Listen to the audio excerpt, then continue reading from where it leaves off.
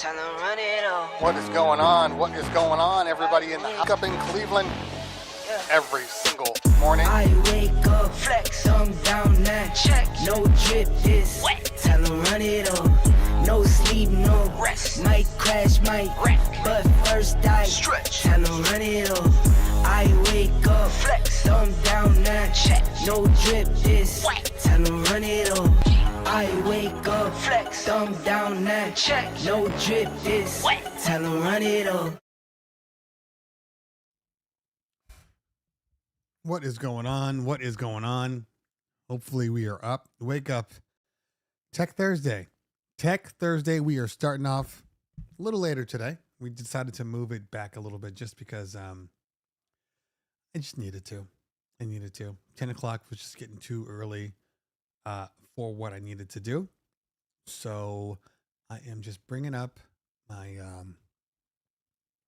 my chat here, so we can get started as soon as I can get to my properties, to my chat. Anyway, hope everybody's doing a great today. Custom browser doc, that's what I need right there. I'm good. I'm finally not killing myself. Although we do have a number of events, I'm not dying today or this week. Let's see, where are we? We're in the Bay Area. We are in Seattle. We are in Orange County. And then the last thing is we have like 4 other parties that are local. So, and I'm sorry guys, literally, if you live in Southern California, I don't know, it's probably everywhere. The allergy, the pollen count, whatever's going on is absolutely insane. I am dying today. I am legitimately dying. My eyeballs are swollen. I am just hating life today. And I'm on, my normal allergy stuff. It's not enough. It's not enough today. Today is trash. So hold on, let me just apply some information here to get my comment section working. So I don't go 30 minutes without you guys telling me that, hey, your mic is not working. And I'm just talking like an idiot for 20 minutes. That sucks. All right, there we go. There we go. Let's do a little refreshy fresh. Hopefully that's all it takes.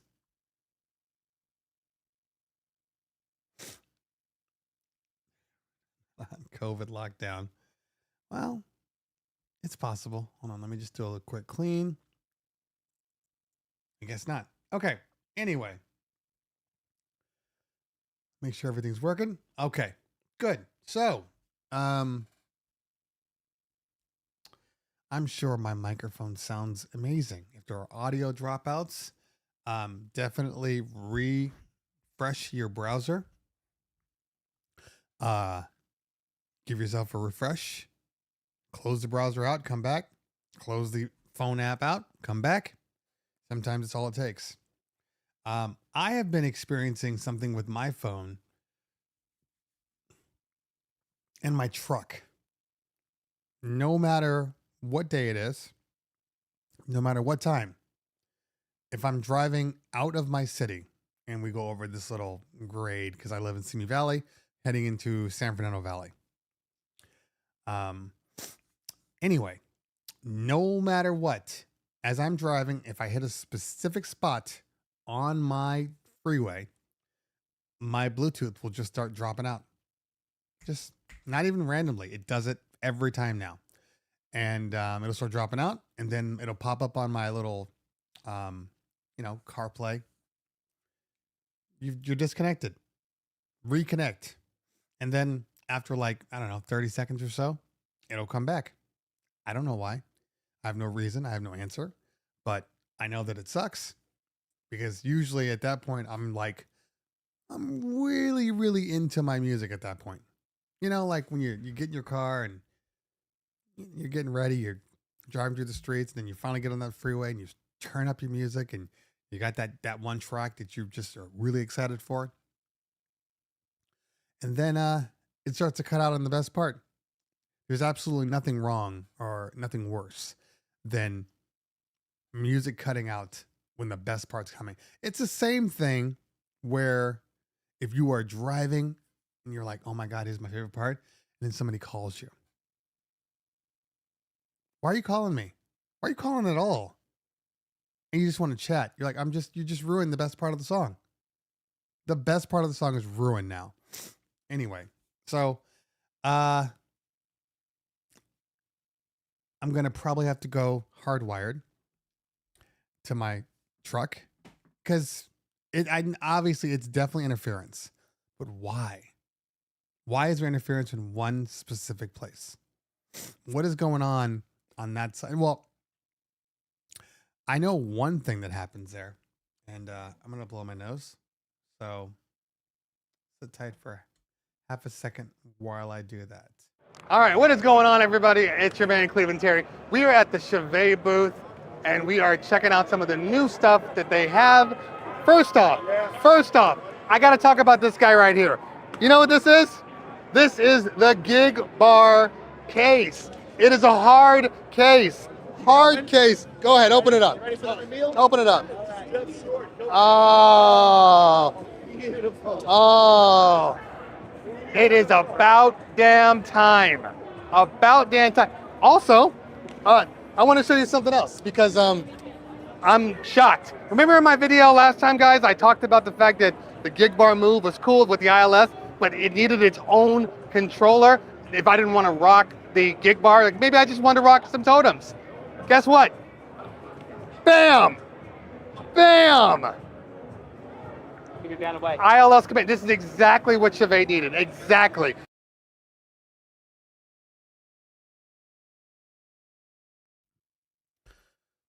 As I was saying, the area that I lose signal just over the ridge. I live in Simi. So basically, if you're not familiar with the way, Southern California works, in Simi Valley, we essentially live in a bowl, like a legitimate bowl. So we have mountains all the way around us, and we are dropped down into the basin. So back in the day, I mean, not even back in the day, they're still doing it today, but right over the mountain ridge, there's a whole production area right over the ridge. And that's where they used to film, and they still do film all those Westerns, some horror films. Like it's just known for it. As a matter of fact, I think they might have even, I think they did Nope there too. Nope. They did, what is that movie? Annabelle Creations. And then all the Westerns, most of the Westerns were shot over there. So there's a possibility that there's just something that they're broadcasting that doesn't like the signal.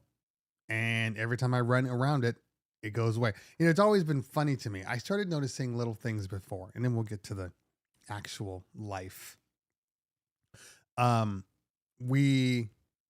If you're driving and your navigation's on, like your CarPlay, once you hit a specific part of the hill that you're going up to get out of Simi Valley, your GPS will just kind of reset itself. It almost like reflashes. And I always thought it was weird that it would do that until I was on the 101 side, which is Calabasas. And like I said, we live in a bowl, but the 101 and the 118 run parallel to each other, which sucks because there's no way for me to get easily to Calabasas or Westlake when I could just be driving, through the locals. Neither here nor there. That's a whole nother story. So I was driving on the 101 after an event, heading home because I can take either way. And my GPS did the same thing, but on the 101 side, which I realized it's probably some sort of a satellite shift, like right at that same part, whatever that plane is. It's just a dead area between probably two satellites. Who knows? Anyway, because it resets there too. Hope everybody's doing well today. I don't claim to be a astronomist or anything like that, so I could be completely wrong. Completely wrong. Let's see who's in the building today. If I can see with my red eyeballs. All right, what do we got here? Since I didn't reset, it's hard to tell which one came in today, which one came in yesterday. Or okay, Mixed Master G in the building. Kyle Almo, DJ Patrick, King Briggs, Young Shaky, Philip Tan in the building. Ricky Reds. No conspiracy theories. Yeah, I'm gonna have to go hardwired. And that's all. Which kind of defeats the purpose of having a car that does wireless CarPlay. Hidden government facility. That's possible. That's absolutely possible. Keith Just, Frankie Acevedo, DJ Shock. I don't know what you're talking about. My data's fine. You should check again. Did you update the firmware in your truck? So you don't manually update anything anymore in your vehicles. It just updates on its own. So I have no idea. Clearly, something has changed, and that's what's going on. But the bottom line here is that it sucks, and I have no control over it. It just does it. Kalo in the building. Island Boy Wayne in the building. DJ Raw. Manfred Zavala. I've done it all. Robert Nestor. And DJ Mac Attack. Did I make the rap beef discussion panel? The rap beef is over. Mac Attack. We didn't do rap beef last week. And we're probably not going to do it this week. Because depending on who you talk to, apparently it doesn't matter. Depending on who you talk to. I feel that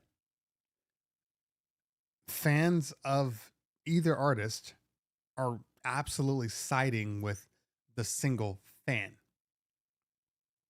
It's been very, very strange because what I perceive as a victory, people are running around talking about, no, bro,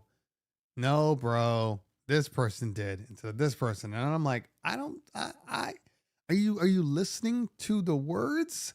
Are you listening to the lyrics? No, bro. I mean, come on now. I can't shake my ass to this track. It's not that good. The battle sucks. I can't shake my ass. Bro, nobody's dancing to that. That artist in the clubs, he lost. I thought a battle was about lyrics. I thought a battle was about substance, not about the nightclub.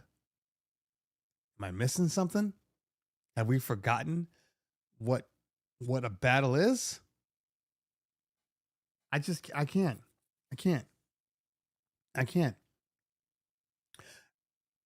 And I will say this. Look, I don't really think there is a debate. In all honesty, I don't think there's a debate. I think both artists are talented. I think, look, we all know that Drake has ghostwriters. So for me, right there, the fact that you have ghostwriters, you automatically lose because you didn't write it. And a rap battle, to me, requires that you write it. Kendrick is a hateful man. He is a vindictive, hateful man. He hates Drake. So, do you understand how much firepower you have when you hate someone? Like how much energy you can push out when you hate somebody, like when you're truly just like you loathe that person. You're willing to die for it. You can't lose. You can't lose because you have nothing to lose. And when you have somebody like a Kendrick who has been exceptionally honest in all of his latest, recent albums, kind of hard to call somebody out when they've already done it for you. Meanwhile, you have Drake, who is absolutely the poster boy for perfect performer, MC, whatever you want to call it, artist. Everything is just curated and manicured perfectly. He has everything to lose. And clearly, which nobody loses anything because his fans do not care. He could be like, oh, you eat babies. Well, I mean, he needed the protein. Like, that's how it is right now. Like, it's just silly. The allegations that are out there are crazy. And for people to act like it's not a big deal is insane, is absolutely insane. I'm not saying he did it or not. I'm just saying that's insane. Did you just let that gloss on by? That's crazy. It's crazy. The world is crazy right now. The world is crazy. Whitey J in the building. What's going on, fam? Good to see you. Speaking of Drake lover.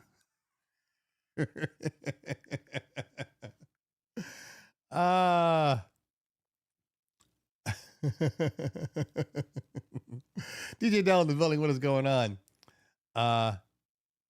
Where are we currently? Kendrick has outdone Drake. I don't think it's over yet. It's over. It's over.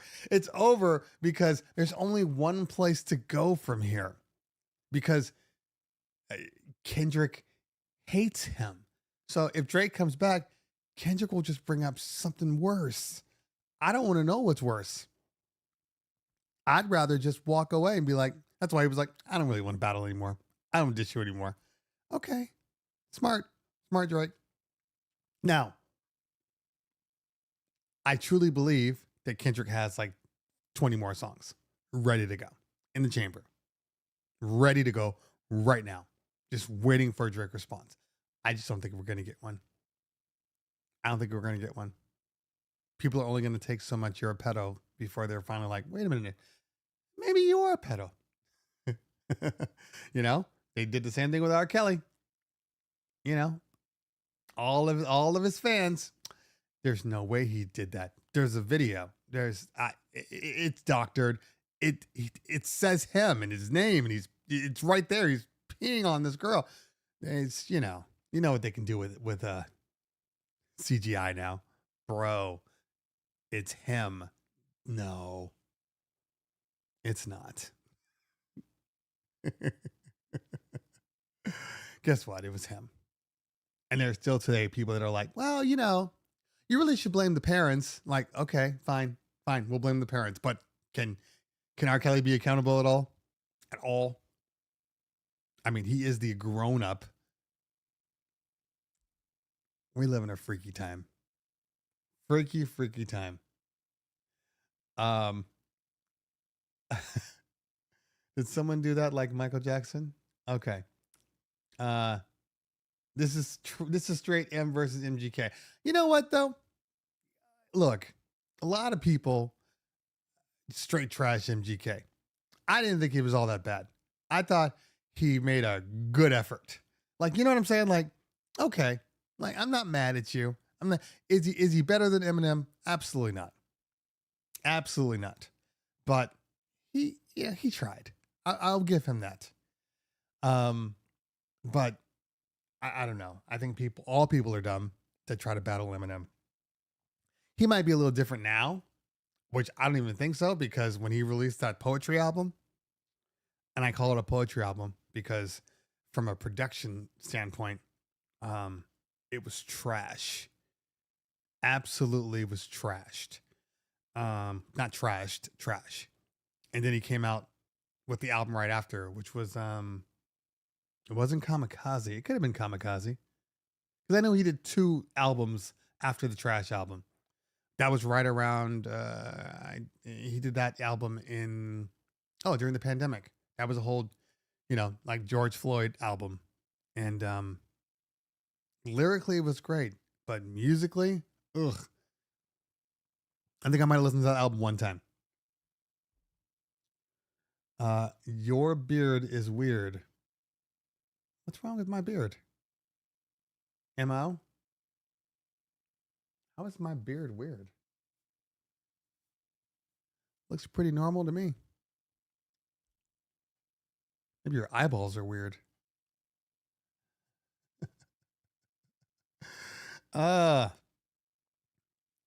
Yeah. J. Cole realized early on. First off, he didn't have the spirit to do it. It's not in him. He's too zen for that. But Kendrick's a different level. And when Eminem says he's one of the best lyricists of our time, and to be fair, I've always loved Kendrick. I didn't really know he had it like that. I honestly didn't know that. Honestly, I watched a story about Eminem, and he said he brought Kendrick in, and they were working on an album or working on a song or whatever. Does a song and everything, and I guess he said, "Hey, I want to work with you on a new song." And Kendrick's like, "Yeah, okay, cool." But Kendrick had brought his entourage in, so there was like maybe 6 or 7 people in the studio with him. So Eminem says, "I want to work with you, but your people got to leave. They can go wait in the parking lot, and we'll work on this, and then they can come back after we're done." Kendrick says, "Yeah, okay." He sends them out. So then they work for like a few hours, and Eminem is like, "I honestly thought that you had ghostwriters. That's why I wanted them to leave so we could work together, because I thought that those were your ghostwriters helping you with your albums. You are legitimate." Respect. Man, Fred in the building. Thank you so much for the $10 super chat. I appreciate you, fam. Thank you. Thank you so much. Obviously, you guys know there are a couple of ways that you can support the channel. One is super chats, which are always appreciated. The other is become a member. Become a member. It's like buy me a cup of coffee every single month. But supports the channel, supports what I do, supports the time that it takes to do this. I still appreciate you guys, even if you guys are subscribed. I appreciate you. Also, don't forget to share the stream. The last couple of weeks, I can without ego say we've been having really, really good conversations the last couple of weeks. And I know a lot of people that could benefit from our conversations, from these podcasts. So, share it out. Let people know. Sometimes, we drop dimes. Sometimes we drop quarters.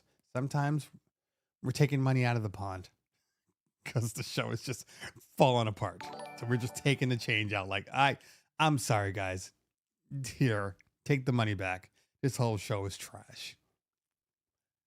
Hey, but what are you going to expect? So, let's see here. What can I discuss?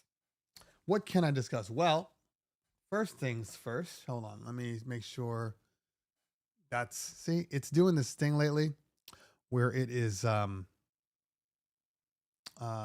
see, deactivate, activate. Deactivate, activate.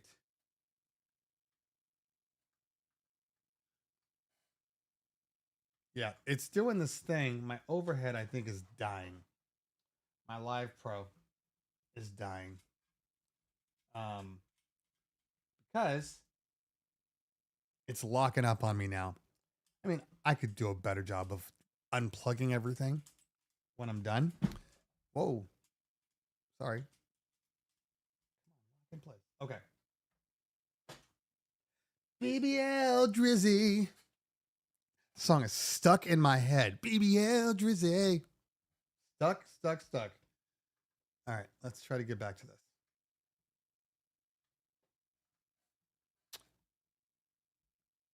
There we go. Okay. All right. Now,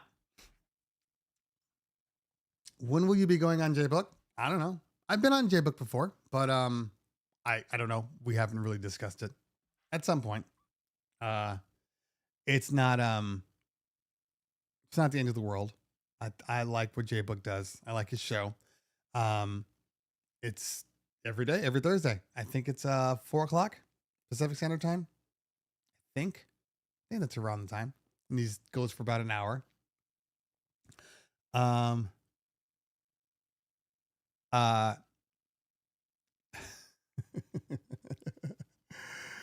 So I don't really know. At some point, you know, I really, in all honesty, I got to get through the month of May.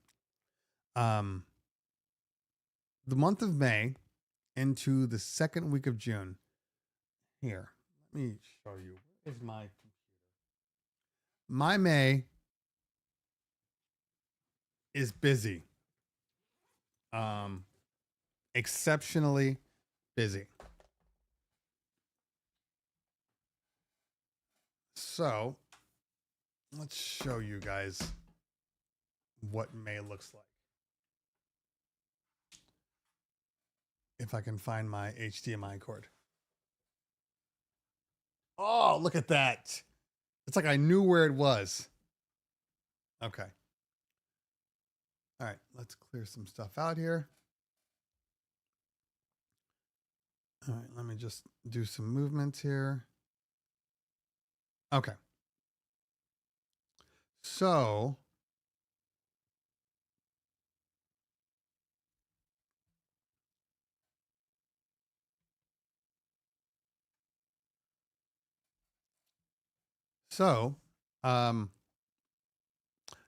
this is my calendar so far, and it's not getting any better.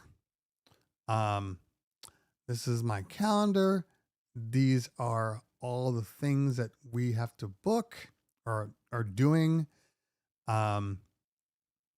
It's kind of insane right now that our May, I mean, hey, look, there's Waddy right there.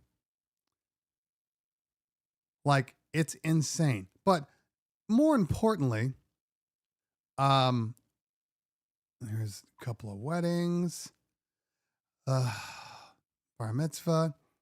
But I guess the most important part here is that I can't show you because I'm blocking it. But like, for instance, this week, like I said, Bay Area, Seattle, 6 locals, 2 corporates. The following week, Bay Area, 8 locals. 25th, Bay Area, Orange County, Utah, Bay Area, and then 1, 2, 3, 4, 5. 5 locals. June 1st. I'm sorry. We have a Vegas bar mitzvah on the 30th. 2 more on the 31st. June 1st, we are in Vegas. We are in the Bay Area again.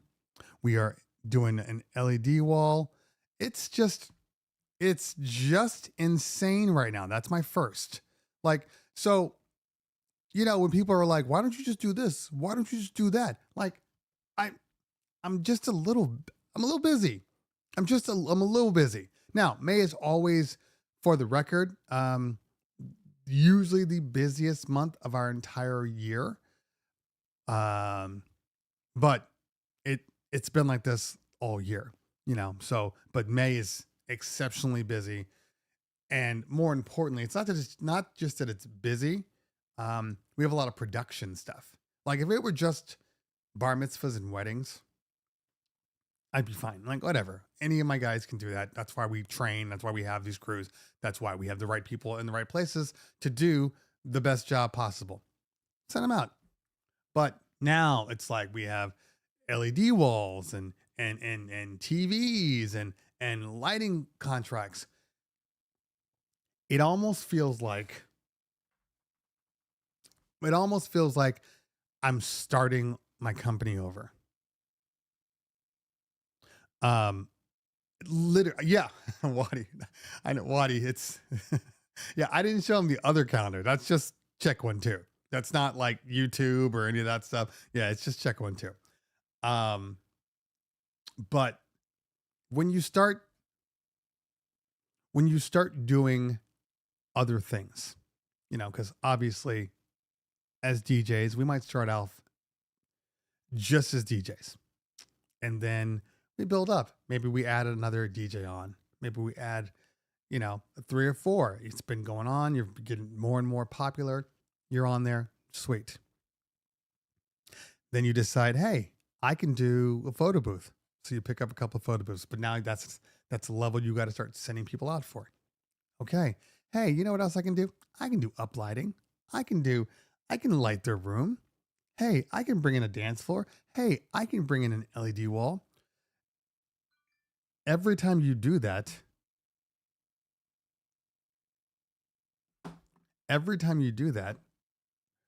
you it's starting a new business every time. And the bigger or the higher the cost, obviously the more important it is. So we did why is my partner texting me right now? Doesn't he know that for the past 4 years I've been doing this show? Does he text me anyway? Absolutely. I read something just recently that said that an interruption. Oh, because I was going to buy one of those on-air. Not to be confused with that one, but I was going to buy an on-air sign that I could like remotely control that would sit outside my office door. So when people see the on-air, they leave me the hell alone. And then I was reading up on the notes. Now I'm sure this is a sales tactic too, but I'm also sure that there's some truth in it. It says just, I think 3 to 5 seconds of interruption on something you're doing, whether it be this show or, I'm writing a song or whatever. That 5-second interruption takes 23 minutes to recover from. 23 minutes. That's a lot of wasted opportunity. So I am trying to prevent, but I didn't realize my phone was on, all that stuff, because I like to be able to focus. And I get enough interruptions because I have family and children. Now, nobody's home right now, which is why you're getting the best of me. But my son's going to come home. He's going to open the door. He's going to be like, hey, Dad. He's going to go, let me put my face on the camera. Then my wife's going to come home. She's going to make noise like they all do. DJ Remark in the building. What's going on, fam? DJ Verse. It's like a snapback reunion right now. That's what this is.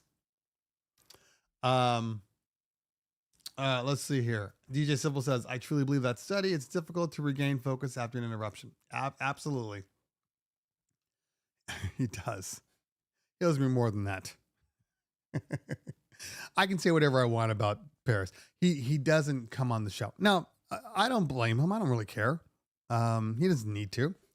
But yeah, he does not. He supports by not supporting. That makes sense. It doesn't matter anyway. My partner is he has in a weird way only child mentality. He doesn't even realize he's doing it. But he has this innate ability to try to take over conversations sometimes. So that's why he's not my cameraman. I've told this story before. We were going to NAMM. I'm like, hey man, I need a cameraman. He's like, oh, I'll do it. I'm like, sweet, here you go. Take the camera. All right. I need you to follow me around. When I'm talking to people, just get it in frame, get it in shot. Cool.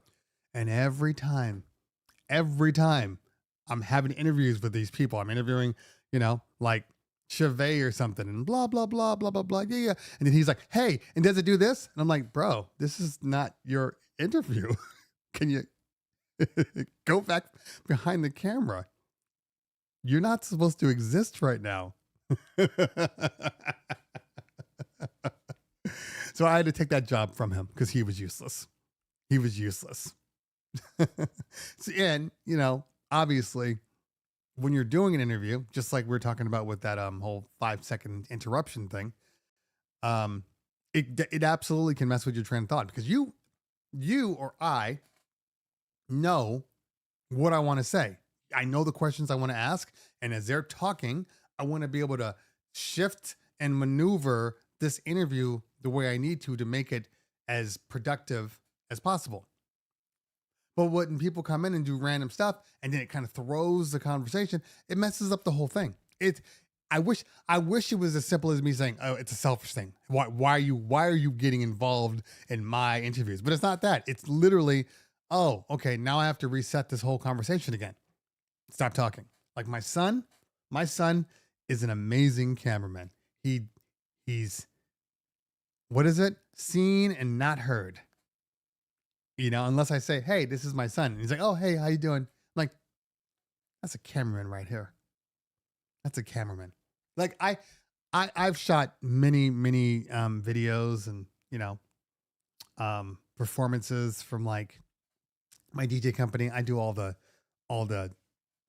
larger, marketing and video editing and all that stuff. I can truly understand why. You ever watch a movie? There's no way that he didn't come on because nobody texted him. There's no way.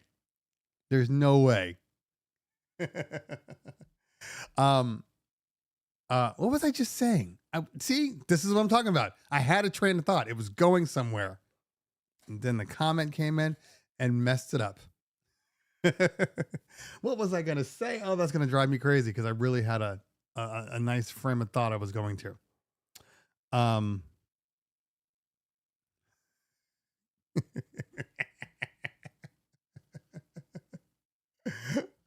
So, for the record, there's absolutely nothing that I've ever said about Paris that I haven't said to Paris.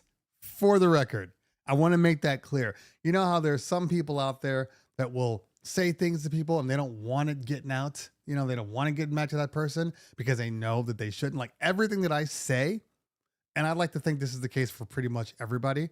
Whatever I say about you, I'm not afraid to say it to somebody else and to say it to you. Like I'm not afraid of it getting back because I'm only speaking the truth.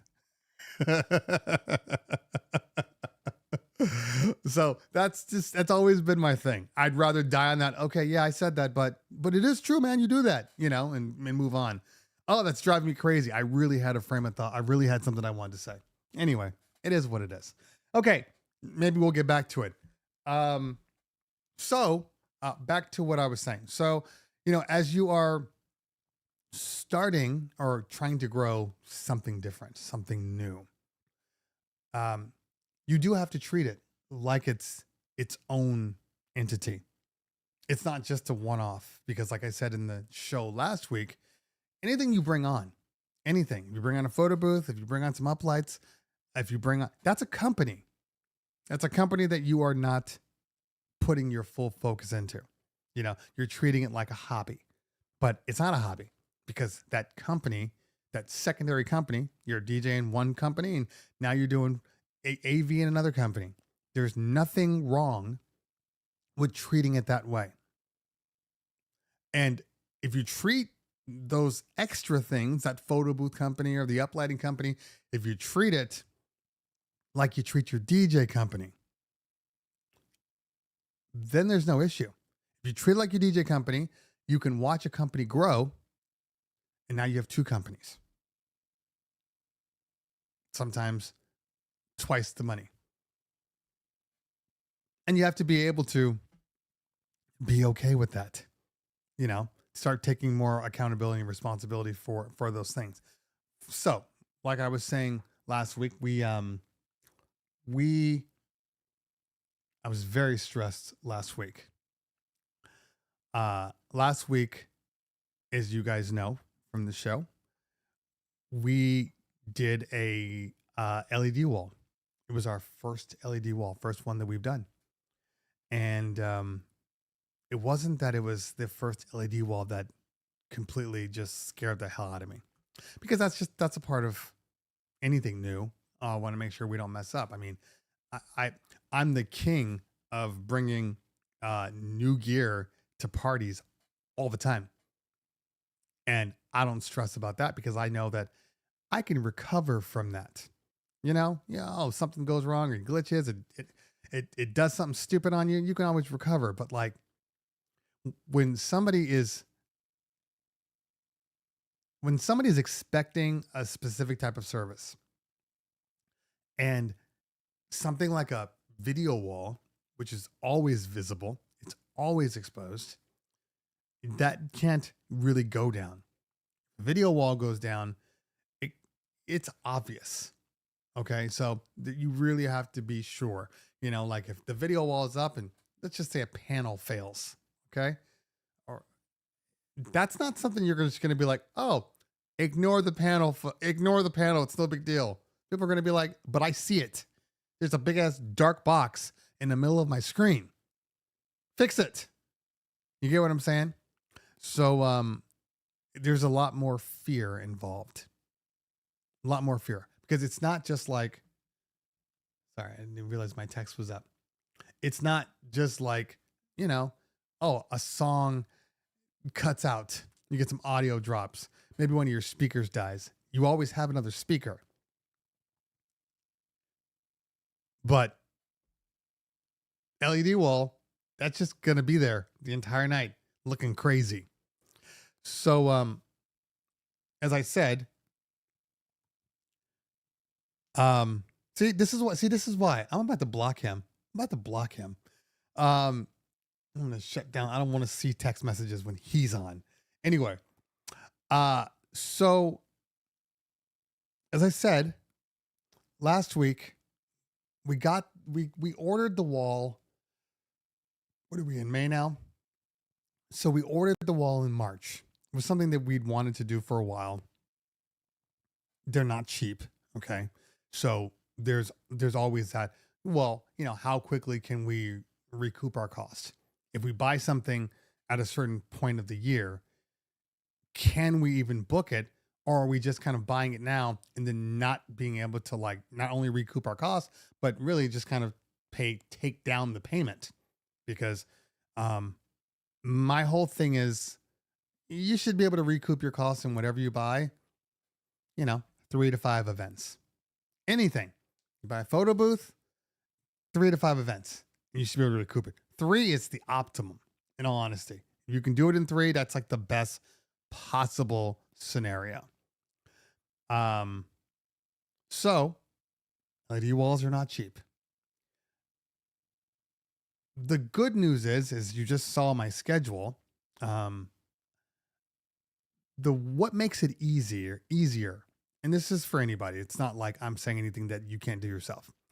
What makes it easier is when you do already have people that are interested in things you have to offer. All right. So they can say, hey, we booked you. What else you got? Or, party planners that respect what you do because of the quality of your work. If you tell them, hey, by the way, I'm thinking of getting a video wall. Or if I'm on calls with clients and clients are like, hey, do you have a video wall? Hey, do you have this? Like the moment a client asks you, do you have this? And you're in the back of your mind, you need to just put a little check mark there. Okay. Because there's a difference between one person saying, hey, do you do this? And you're like, no, I don't do that. But then when that second and third and fourth and fifth person ask you, you have to look into it, because that means that there's a market for it. And as I said, there's no point in you just giving up on free money. Now, there's a window there of your expertise and what you're capable of doing. So I would never tell anybody, hey, go out and buy an LED wall. Hey, go out and buy 6 photo booths. Hey, go out and get yourself a whole bunch of lighting washes so you can do lighting. I'm not saying that. You have to know what kind of person you are. And fortunately, I'm the kind of person that loves to do everything. And I'm trying to pull back because, I love learning, but I'm only one person. And I have to be realistic about what it is that I'm not capable of doing, but what I should be doing, to kind of maintain what it is. So once we got enough calls, we just threw it out to a couple of party planners. Like, let's see what the market is, because obviously party planners for this thing, in this respect, we're going to sell to clients. They're going to come in and they're going to buy them. But party planners are the ones that can really push those to their clients. Hey, you know what'd be really cool? When they're talking about design of the room, I think we should do an LED dance floor and a video wall, and we'll do this, and we'll have all these vendors, and we'll have this, and we'll have, Cirque du Soleil come down from the ceiling. And the client's like, yeah, that sounds good. Do that. You want to know how much it costs? No, I make enough money. No, I'm rich. I don't need to know what it costs. I just have so much money that I don't even think about it. I just made $1 million. I don't even know what business it was that made it. Like, that's how rich some of my clients are. So I know that the budget is there. So we start telling the party planners, and they're like, hey, oh, you are getting one? Well, when are you getting one? When are you getting one? I have, I got some gigs in May. I got some gigs in June. I got some.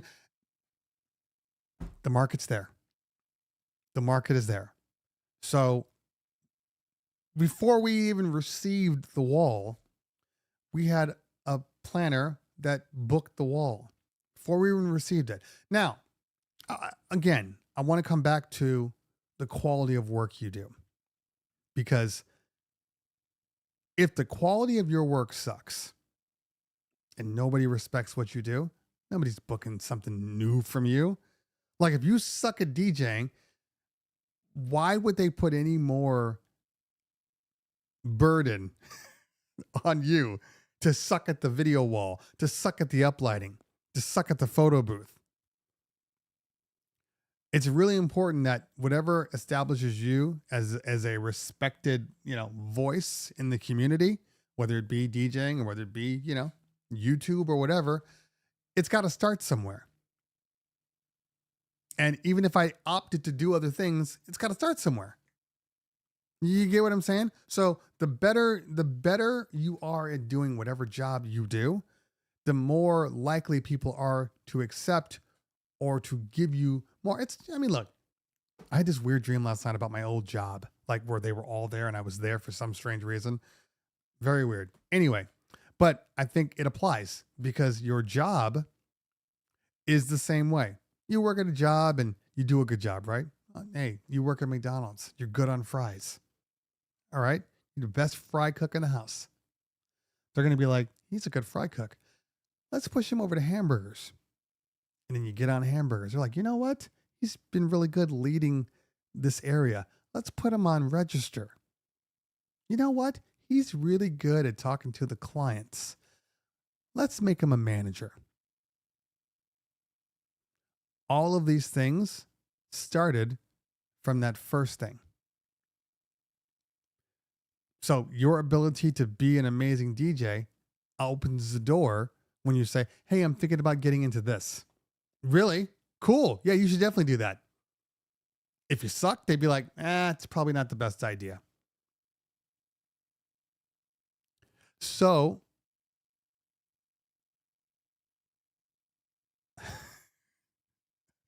So the opportunity is there. and we capitalize on the opportunity. Now, did we know everything in the world about the video wall? Absolutely not. Did we know enough? Yes. Yes. Did I research to hell? Yes. Was I the one running everything? Yes. And that's okay because I don't want to do it always, but I also know um, what I'm capable of doing. So if I say most of the time, if I'm like, I can do it, I can do it. And we are all like this. There's certain things that you know that you can do. And even if you've never done it before, you know that you can do it anyway. You know, that's the kind of person I am.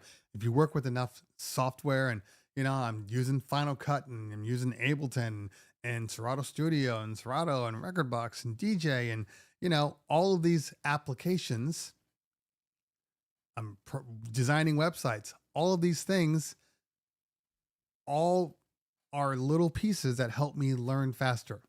So when I open up Resolume, because that's what we're using is Resolume. When I open up Resolume and I go, oh, okay, this is just layer based. It's like Photoshop. It's like Photoshop and Ableton put together. Got it. Okay. And then I was able to work through it, you know, but I know a lot of people, it would throw them and that's okay. So, I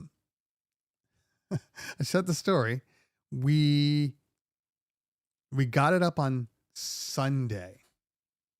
We got it up on the Sunday before the event because it came when I was in Pittsburgh. It arrived when I was in Pittsburgh. So I was in Pittsburgh until Wednesday night. Then Thursday, then we have to prepare for events. So Sunday, we brought the crew over to build it. And we built as much as we could in the studio before we ran out of room in the area we were building it. And everything was going well until it wasn't. So we ran into an issue where first off, I hit a button and the resolution turned to shit. So I had to get that fixed. I told you guys about that last week. So you can always go back to last week's podcast and watch that. Another issue was one of them failed to come back when we were able to run the process. It wouldn't come back on. And the panel was dead. We're still working with them. I still need to get on the phone with them and have them take a look at it. But the whole thing is that panel was dead. So that put some fear in our hearts too, because we're like, okay, we're just going to see, you know, look, everything dies. When it dies is irrelevant. You know, people always say this. It's like, you know, they buy an LED light bulb and they're like, well, this says, you know, 60,000 hours, but it died like within 2 weeks. Like it was going to die. It was a defective light. So there's always a small percentage of defective stuff out there. Okay. It doesn't matter who you buy it from, right? You could buy it from the source. You could buy it from Chevet. You could buy it from Rain, anything. There's going to be some of those devices that are defective. The object is to try to find them as quickly as possible and not, you know, while you're on a gig.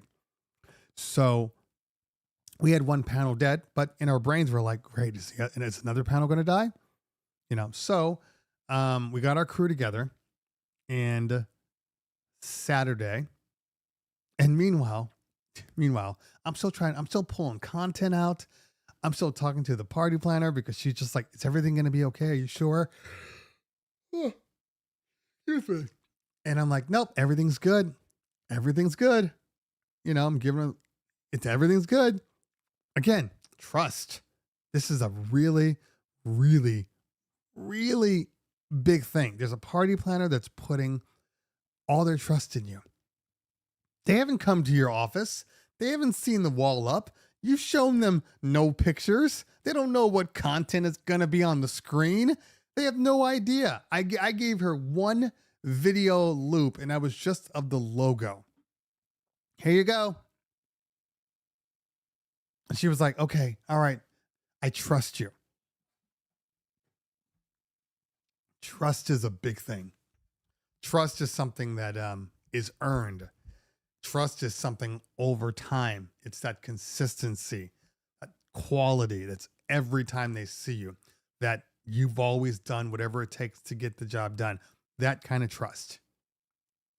That trust does not happen if the quality of your product, your core product, sucks. Doesn't happen. Doesn't happen. So we get there. So the party was at a venue called the Brentwood Country Club.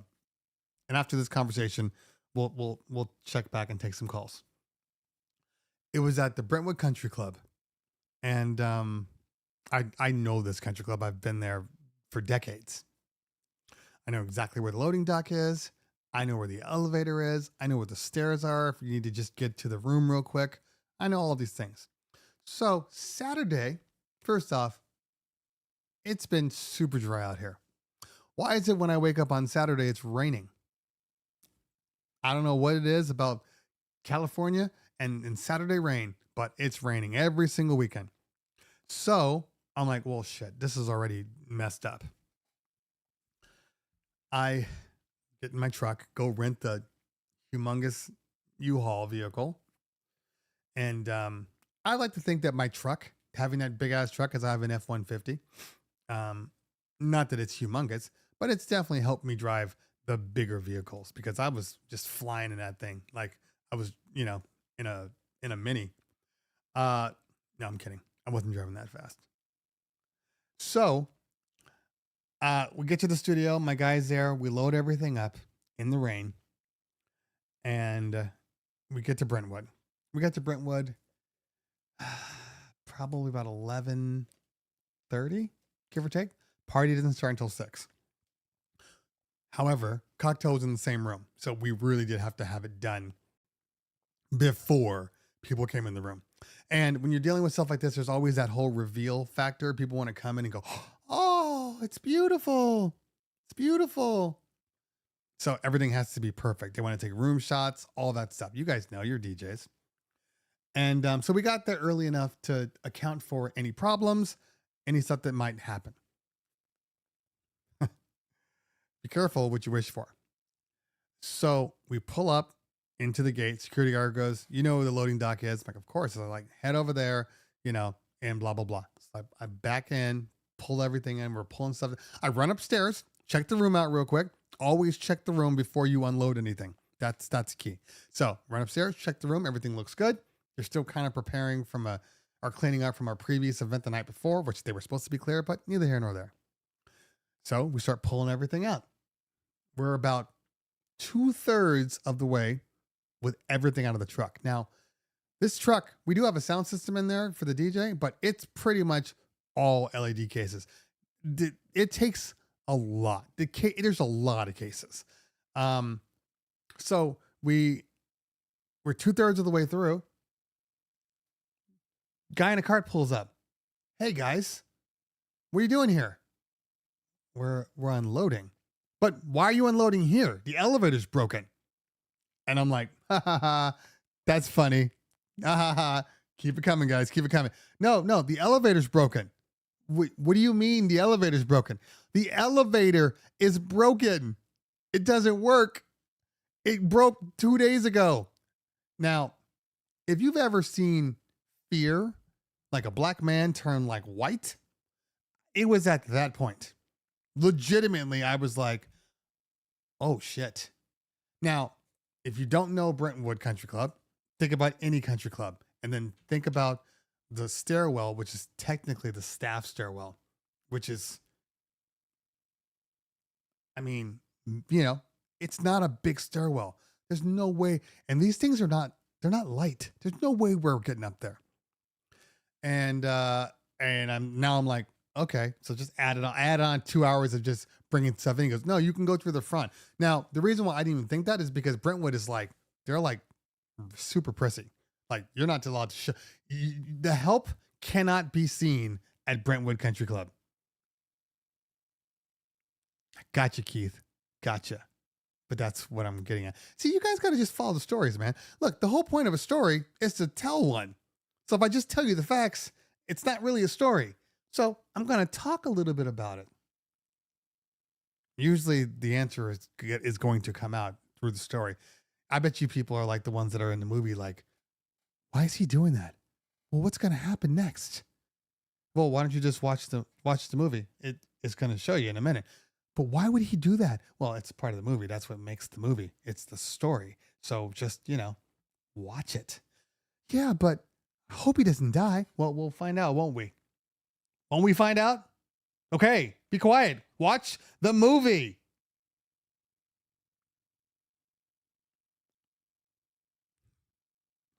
So the guy says, go to the front.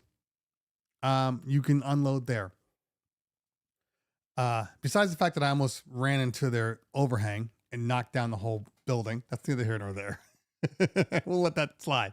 So we pull up, we take it through the front. Technically not even the front. It's more like the side entrance, but it was fine. We take it in, and still raining, still annoying. And we bring everything in. It's like, I don't know, 12:30. And then we start setting up. The setup part really went pretty easily. We had 4 people there for the setup, and we set up rather quickly. Maybe hour and a half too. The first time it's always more concern. Is everything lined up? Is everything well? Party planners there. People are there. They're kind of staring at you as you build it. Like, guys, just let me do it. We did something which is probably not suggested by LED people, but because we didn't know if the panels, we're opening up brand new bags of panels. I wanted to make sure that they were all working as we built them. So I plugged in the Novastar processor and had it running with my laptop. That way, when it would plug in a panel, it would come on and I could see the panels as they were being built. That might be a hack. I don't know, but it worked for me and it gave me peace of mind. So here's the thing. We finally get the panel up, right? We get all the panels up. Everything's working, except for the fact when we were at the warehouse, as we were testing the system, and we never tested the full system because there were panels that weren't all the way in, but we were rocking 9 panels. Technically we were rocking 10, but I had a bad panel in the middle. So in order to kind of pull everything back, you have to change it. So we changed it to 9. Didn't think anything of it. So when we get to, everything was fixed. I got everything working properly. And even the back panels, as we were plugging them in, because remember I told you the processor hadn't updated. So the panels looked like trash. And then I would send through the new information and then it would adjust everything. So everything was good. Everything was good. We got all the panels up. So it's a 16 by 9 or 10 by 16, whatever you want to call it, size window, size screen, LED wall. But because I had changed over to 9, I'm like, oh, what's going on with that last row? The last row. And it actually makes more sense now as I think about it and I talk it out. Because the hardware looks at things like numbers, basically. It's just squares and numbers. How many squares this way? How many squares this way? Okay, cool. Extrapolate and put the screen, put the visuals over the entire thing. But now that I think about it, when I first built the wall, we had never built the entire wall. So even though it was, say, 10 by 30 or 9 by 10, as far as the panels are concerned, when I told the system that we had 10 columns, it decided to screw the whole thing up. And all of a sudden, I had little glitch boxes everywhere on the screen. Everywhere. Just a row of glitches. Black, dead pixels. A row of glitches. Black, dead pixels. Like, it's okay. I've been here. I know what to do. Let me just run through the process. So then I run through the process. Doesn't change anything. Oh shit. This isn't what I expected. So now I'm going through, I'm like, let me change this, add the columns back. Let me do this. Let me go back to the ways before. Let me do this. Nothing is working. Okay, fine. I'm resetting the damn thing. Reset the thing. Nothing's working. Turn off the panels. Turn them back on again. Nothing is working. Reinstall the LED wall profile. Nothing. Glitching. I do a couple things. Something would happen, but it was still jacked up. Okay. You ever had true panic? This was true panic. And it was about 30 minutes of panic. Okay. Maybe it was 3 minutes, but I think it was around 30, but it felt like forever. Now keep this in mind. Keep this in mind. We're building the screen. Party planner comes in. She's seeing the screen up. Oh my God, look how great this looks. It's beautiful. Like, yeah. Had a little bit of content up so we could just make sure everything's working. It's beautiful. Then I go to add the other column in, glitching. Now I see her in the corner of my eye. Like, she never comes up, never says anything, but I'm working through it. Meanwhile, people are like, hey, did you try this? Yeah, man. Yeah. It's just a brand new thing. It sucks. Like I'm still learning it. So I'm going through, I'm like, this doesn't make any sense. I think I know what this is, but I don't know where the hell to change it because it's something's off. I'm looking through all the settings. And meanwhile, this is the reason that you keep the computer versus just using the hardware, because the computer is going to give you data that the hardware will not. Even if the hardware does, it's in a place that you can't change it. So you need the computer to be able to talk to the Novastar. So I'm going through and I'm like, why this looks strange over here? Why does this look strange? And when the guy was working through and he had taken over my computer to fix the panels in the first place, I literally screen recorded everything that he did. So then I pulled that video up after I'm like, I can't figure it out. I pulled the video up and I'm legitimately like just looking at the video, looking at my screen, looking at the video, looking at my screen. Okay, what's off here? And then I finally find this one thing, and it is the area, the pixel area of the boxes. For some reason, when I added the extra column in, it recalculated all the boxes. And then it assumed that we were using like super small boxes, like squares, like just super small squares. Cause they have different sizes of the squares, and it confused the panels and the panels went to shit. So once I found out, oh, this square, this is wrong. I got to go in here and change it. So I changed the squares and changed, both sides. And then we were good. Yo, the illest giving out memberships. Thank you so much, fam. Appreciate you.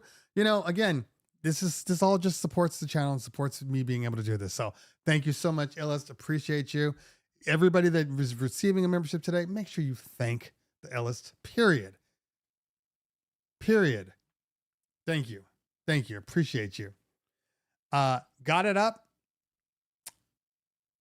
And I was just like, oh my God, finally. And then got the content working, got it going. Now, here's the thing. Every video wall is different, okay? So I can't speak for everybody out there. But let's just say, if you do a video wall for corporate, yeah, you're typically just setting the video wall up and giving them a data feed so they can do their presentations or run the loop or run the video, whatever, their logo, whatever. But if you're doing it on a bar mitzvah, even a wedding, they expect you to be able to, I wish it was as simple as the panels being properly numbered and labeled. I wish that were the case, but it had nothing to do with that. It's a calculation issue, but I know what the dimensions are. That's the key. Because it's a lot. But they expect you to run the screen like you're DJing. Okay. The best video people are the ones that treat it like DJing, where, they're changing things.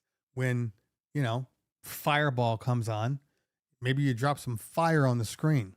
If they're talking about, got money and it, you drop money from the ground. Little things like that are what separate out this is just a video on loop to I'm actually working. Like, you're paying for a job. You're paying me to do a job and I'm actually doing the job. There's a lot of companies out there that just like put something on loop, or they have like, an hour's worth of content that just keeps going and keeps moving. My clientele wants it to be different. So that was already a stress. Because when I was done, I had felt like I DJ'd all night.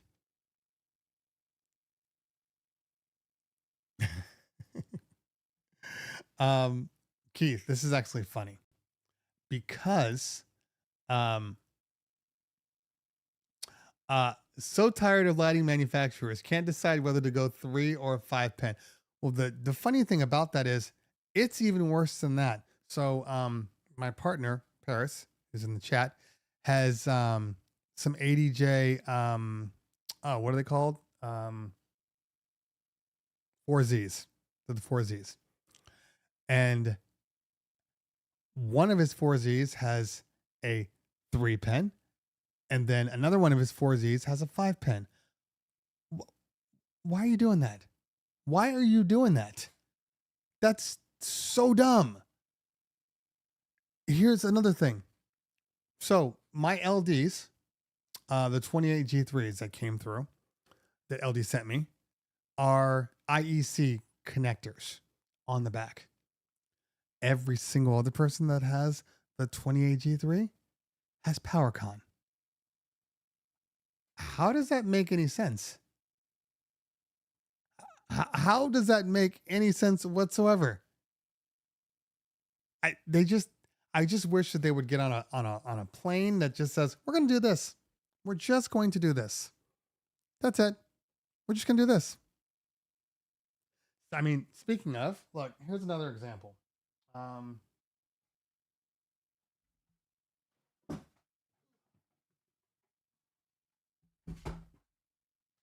Okay. Ooh. All right, let's see here. Okay. Now, by the way, I still need to get with Maestro. I saw one of their biggest fans in the building. It's a me thing. I just haven't had a chance to just sit down and talk to him. But I am going to be getting the Maestro DMX, and I'm going to be reviewing that.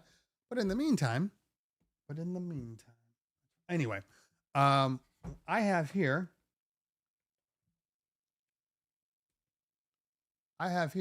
no overhead. There we go. I have here 2 WMX1s. Now, if you notice, they're a little different.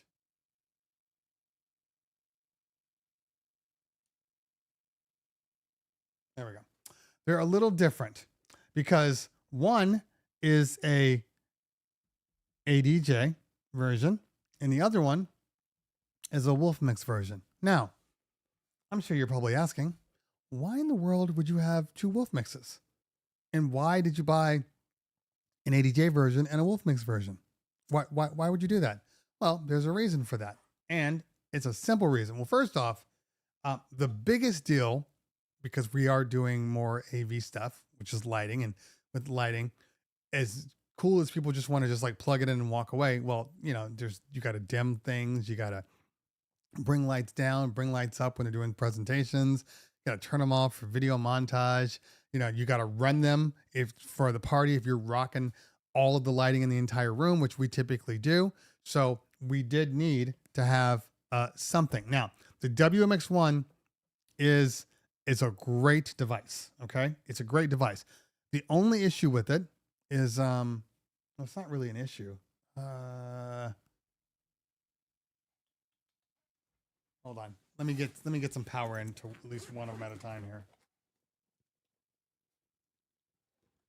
I can use my chroma cables that I made fun of all last week. Okay. All right.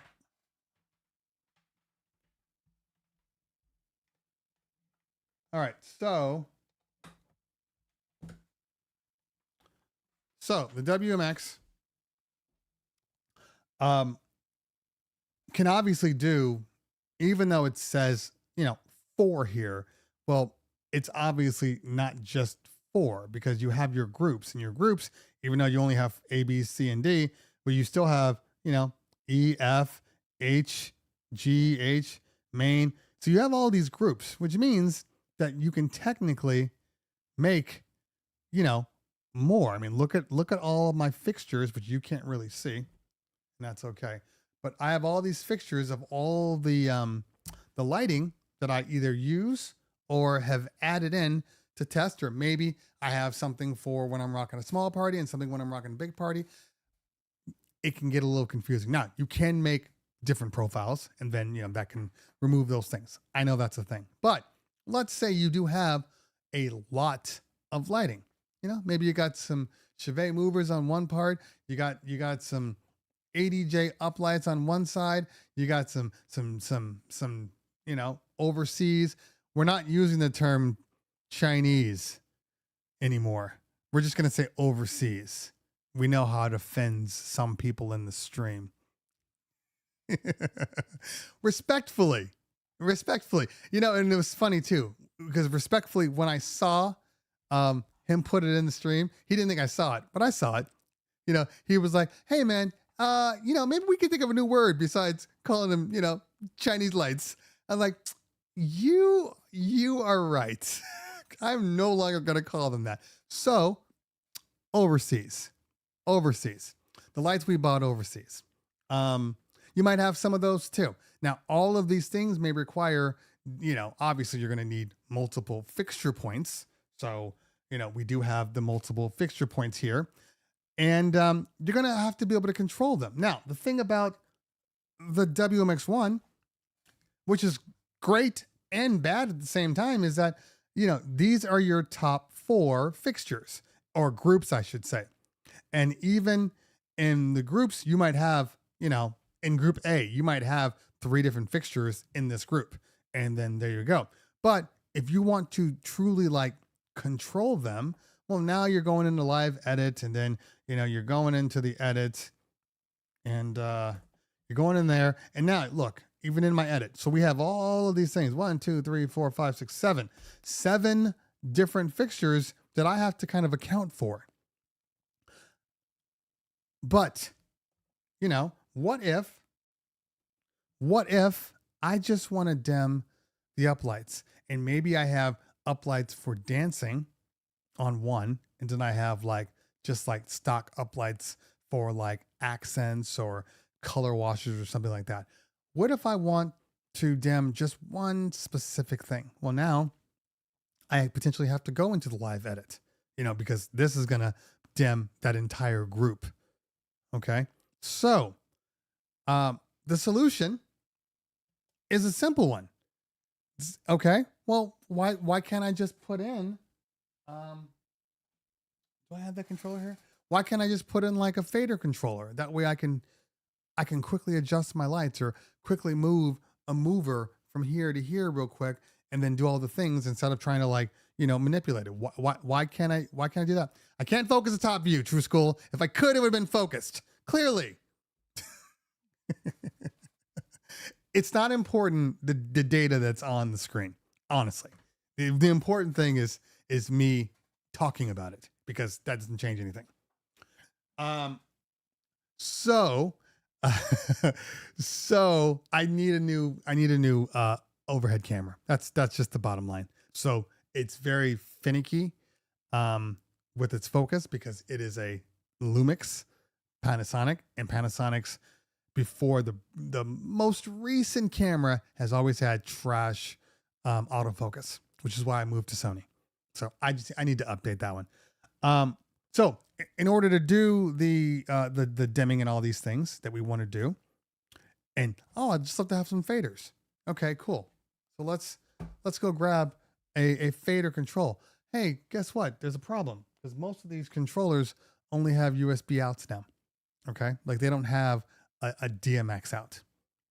And also, for instance, like if you're using like a Chevet Obey, here I'm gonna show you or try to show you. Let me get a little closer, and we will try to fix the focus. But like I said, that is the wrong focus. There we go. Now, you see up here, there we go. These are all, I guess this is called what? Males? Could you just stick it in? Like, I don't, male, I've never understood male versus female. But, so, you see we have the 5-pin, or I should say the 5-pin, and then the 3-pin, whatever you want to call it. The problem is, these are all one way. So, I don't know why my DMX or Wolf Mix decided that was the option, because if you look at their videos, they give you one training thing. So hold on, let me grab it.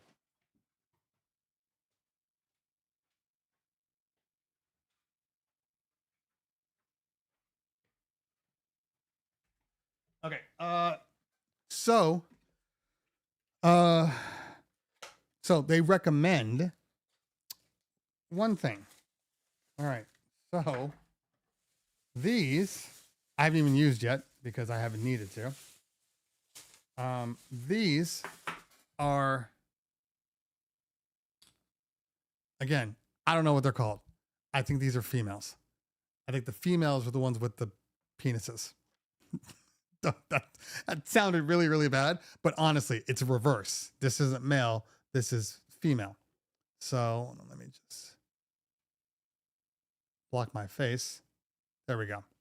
So, yeah. So you have to take these and then plug them in and then tell the WMX that it's receiving. Okay. I had to specially buy these because these aren't things that most people have, you know, female to female. It's always female to male. And I said, well, this is dumb. This is dumb. I'm telling you guys keep saying that's a male. I think the male is the one with the holes. I'm serious. I know what you guys are saying. I hear you. Trust me. I've been through this. I'm telling you, the female is the one where you can see the penis. He's telling me no. I'm telling you guys. Nope, non-binary. Hold on. Hold on.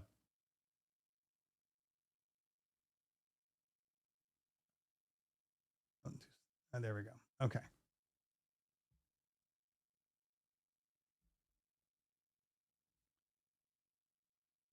All right. Male XLR.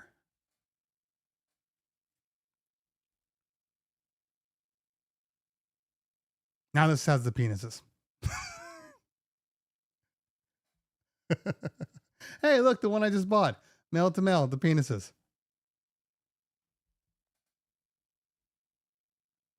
Hold on. I'm looking. Yeah. See, the thing about it is, this is what I wanted to say. This is what I wanted to say. When I think about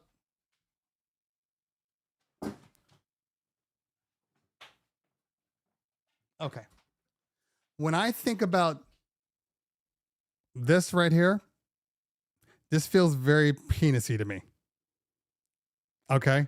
Because you're putting it inside something. That feels real penisy to me. This with the hole, I'm just saying, I get it. I get what you're all saying. But this feels more like penisy. You're putting it inside. You're putting it inside.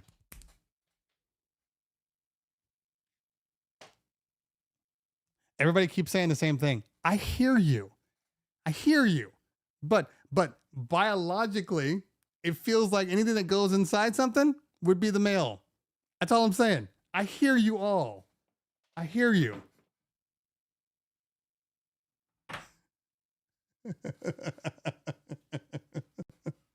So, back to not the penises.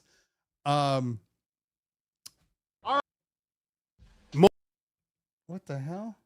I'm in the wrong one. Back to not the penises. So the object here is, I said, well, why don't we just see? This is the problem. It won't undo itself. There we go. And here is where we reach the major problem. I can only go so close now before I lose it. There we go. All right. So because most of these controllers,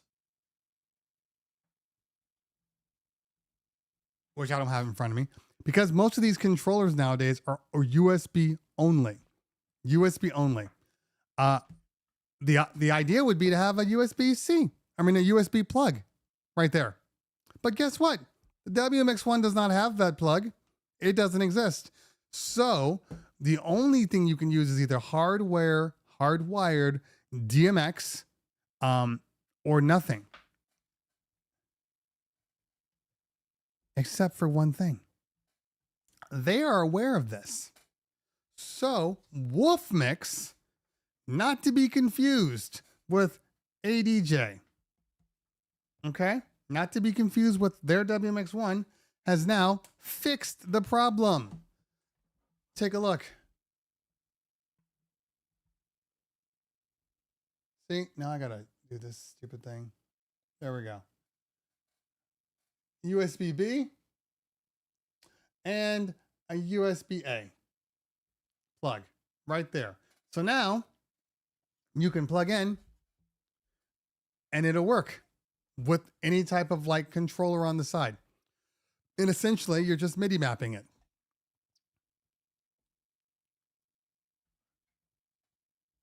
There's no version of the WMX1 that has USB yet. So I'm not exactly sure why that's the case. Why there is a separate and distinct situation here. Because now it's technically, it's kind of a waste of money to get yourself a ADJ version. Yeah, I mean, for most people, maybe it's not a big deal. Maybe they'll just use this and they'll call it a day. But I can't recommend the ADJ box now, knowing that there's one with a USB-A port that allows you to expand on it. That's a problem now. That is absolutely a problem. Yeah, that's why. That's absolutely why. So we had to go out and buy this one and pay premium because it's actually more expensive than the ADJ version for that one feature. It's gonna pay for itself, but still kind of annoying. There's only like 2 stores that are selling it. It doesn't exist. It's very, very weird. All right. So let's try to answer. Let's see. Do I have any footage of my LED wall that I can put out there real quick? Let me just see before we move on.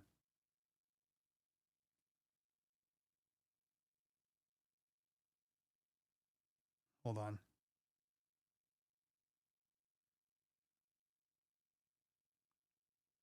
I always have to make sure that there's nothing questionable showing up. I need to plug in.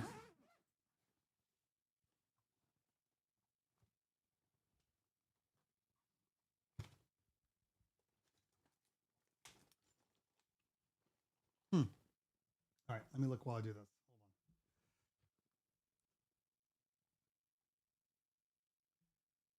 on. I have to sneeze anyway.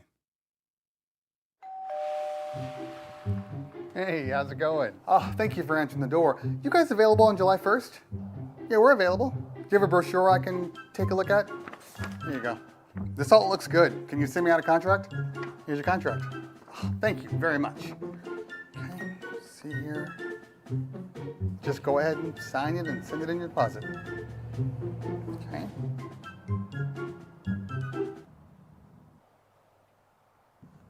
Are you gonna sign it?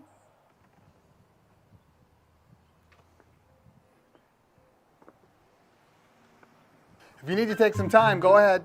Just send it in when you're ready. All right, thank you. Hey, sorry I took a little while, but I'm finally ready to sign the contract. So if you can just send me. Yeah, we are no longer available for that date. You're not available? Sorry. Well, can you recommend another DJ?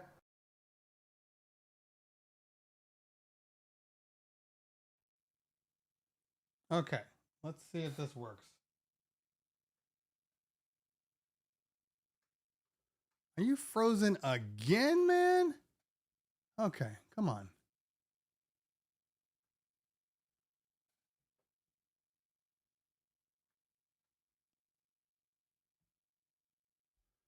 All right, hold on.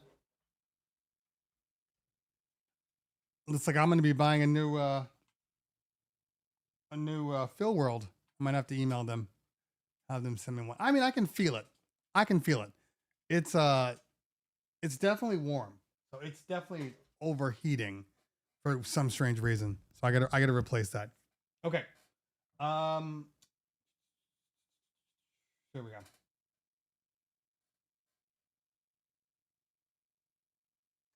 Okay, that should fix it. Once I reactivate. There we go. Okay. So,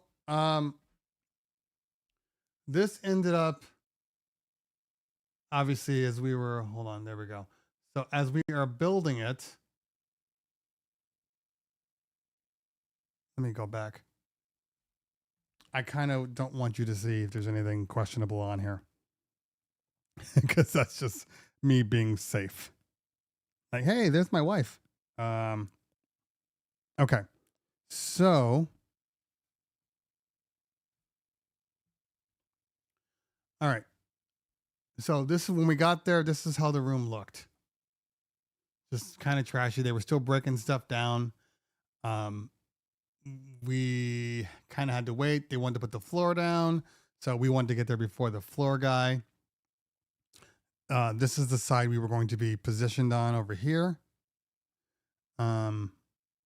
Almost blocking the door.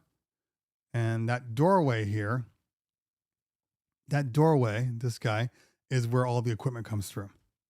And the elevator is technically, if I could draw on it, it'd be to the left. Okay.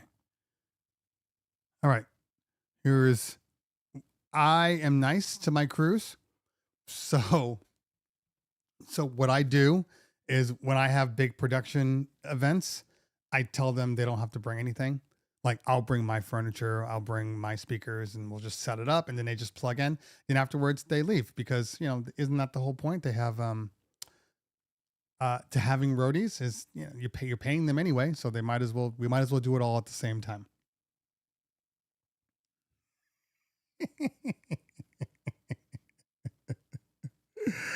All right. So obviously we're setting up the foundation, but look at all these boxes. There's a ton of boxes. There, we can get out of here. Meanwhile, they had to set up the pipe and drape behind us, so we had to wait for them to set up the pipe and drape. And now we're just kind of leveling everything and making sure we're fine.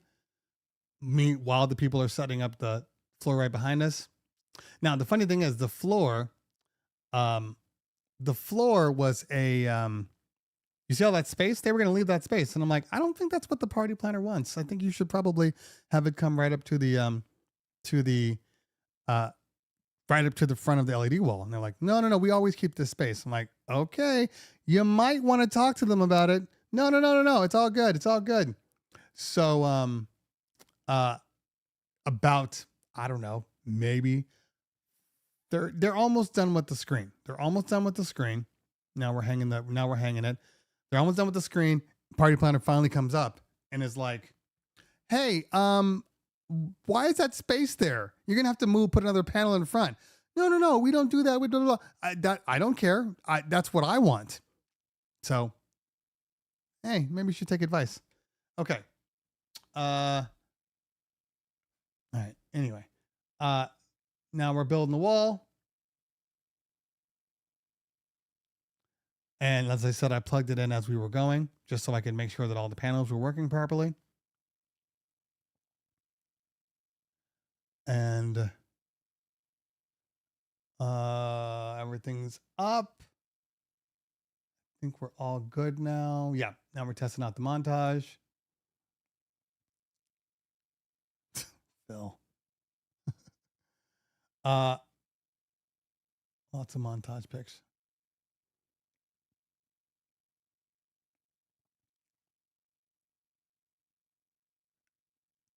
And yeah.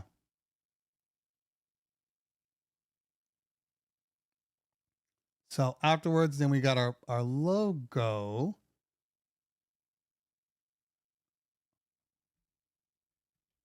Sorry, I just need to jump ahead here. Okay. And here is this is what I use.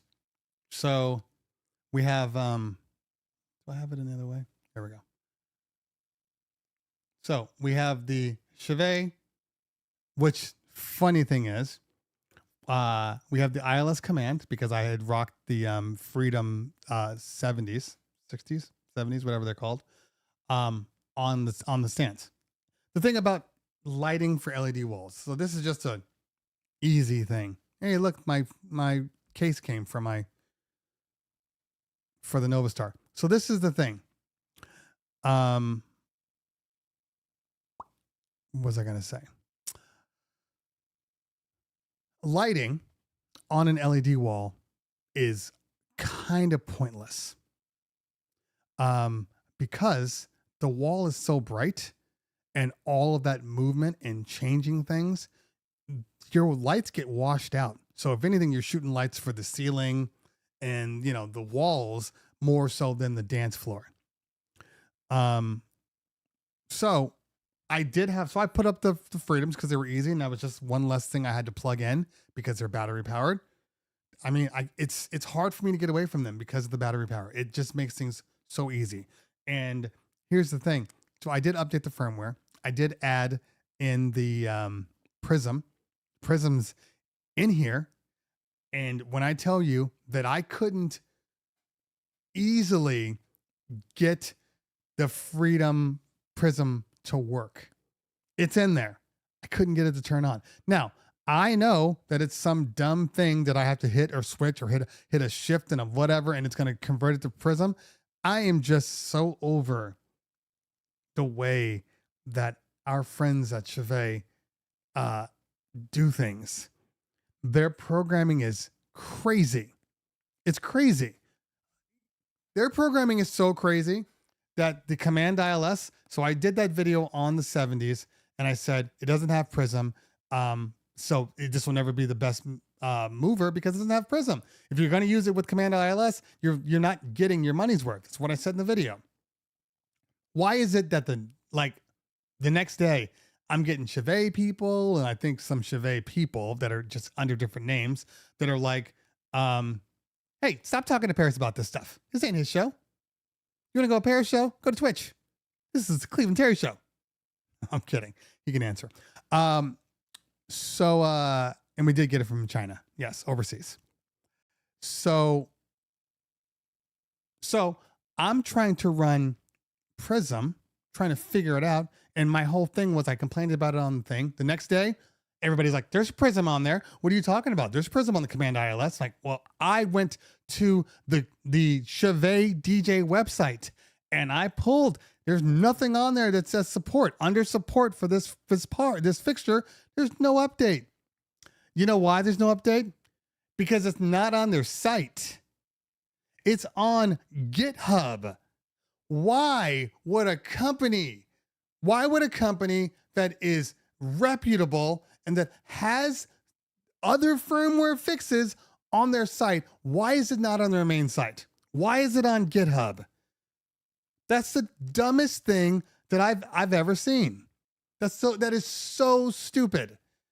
They keep doing things that are like, why? Why are you doing this? Why are you making things harder than they need to be? So I did update the firmware. The Prism is in the command ILS. And when I tell you, I tried to turn it on during the party, could not figure out how to do it. It wasn't easy. It wasn't, okay, Prism, turn Prism on. Nothing's happening. Nothing's changing. Needless to say, I was very annoyed. So now I got to go back and it's probably in some manual that's on some random website that tells you how to do it. I had to find out about the GitHub, not even from a website. I was on a YouTube watching it. The YouTube, he put it in the description because that's the only way you can find it. It's just dumb. It's dumb. So back to my thing here. Okay. So, down here at the bottom, that's the command ILS. I basically just essentially ran it in program mode, in all honesty. And that's because I didn't want to deal with it. This computer, this red one, this is my old XMG. And I no longer use it for DJing because I have my MacBook, which is down here to the right here, underneath my face. So I use this computer now. It is legitimately just the software for the hardware. So if some stuff goes down, I can bring up the software and make the modifications. Also, I'm going to start putting just kind of background imagery here. So in case my computer dies, I can at least go to something that's hard coded. Okay.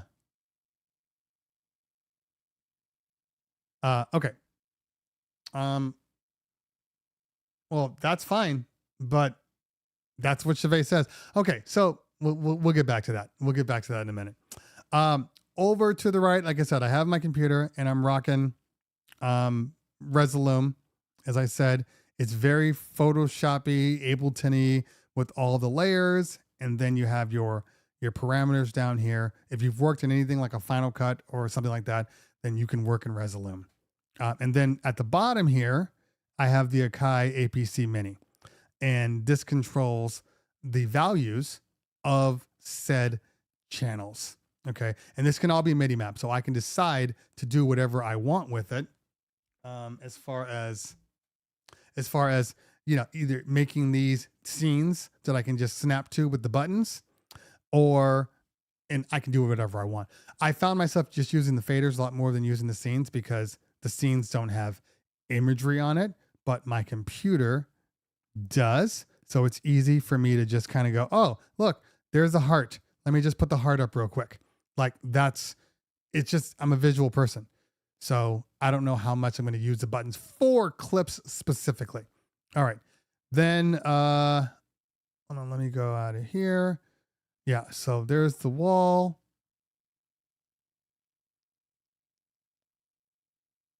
And that's kind of the default picture that's always on there. She's a heart person. She loves her hearts. So that's what you're seeing there. And ignore that.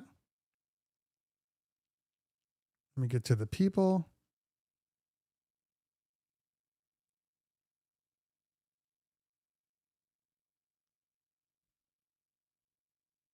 Oh, I got to post this on IG. Totally forgot.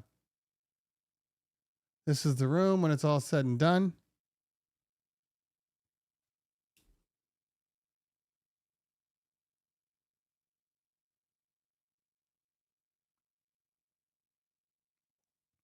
So obviously night and day difference from when we first got there.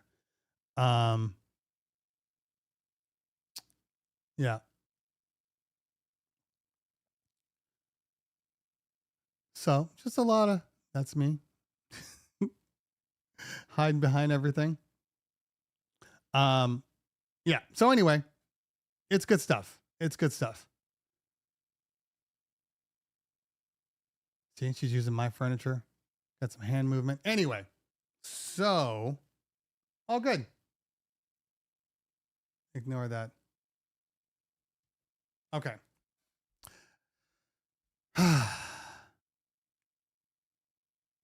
So, yeah, that was my day. And then when we finished, we broke it all down. My 4 roadies came back and broke it all down. Took us a little over maybe an hour 15, and then we got outside and it was raining again. So we had to. You ever try loading a heavy ass flight case up the ramp when it's raining in an aluminum ramp? That is some hard ass stuff. We finally got it. We got back to the studio, unloaded it. And then I went to bed. It was probably close to 3 when I went to bed. And I kid you not, I did not get out of my bed until I think 2 p.m. Did not want anything to do with anybody. I just said, leave me the hell alone. And yeah, man, it was good. So, moral of the story is after that, once that party planner saw the wall or saw the lighting or saw the uplighting or whatever it is that we came in with, she automatically wants to book us for more. So now we have 2 more, hopefully, but I think it's pretty much a given. I'm just waiting for her to respond. In June, 2 more in June, 1 on the 1st and 1 on the 9th. Quality. It's very, very important. If the floor supports, if that floor, you can sync it with the video. Yes. So that floor wouldn't, you need to get the one with the matrix. The matrix one, I think will do a lot more because it has, smaller diodes, dots, and you can assign each pixel. Like the newer floors, the one that we're gonna get has, they're all dots, and then you can literally like dot in their logo right on the dance floor. So people that want to put logos, I want to shoot the gobo on the dance floor. Well, you can just have the logo there all the time. That brightness for that one was running at 60%. 60%. And I definitely could have gone brighter. Did not need to. I mean, there's a lot of things that you have to realize when they are running them too bright. One issue is that you are, because look, this is when look how bright that screen is.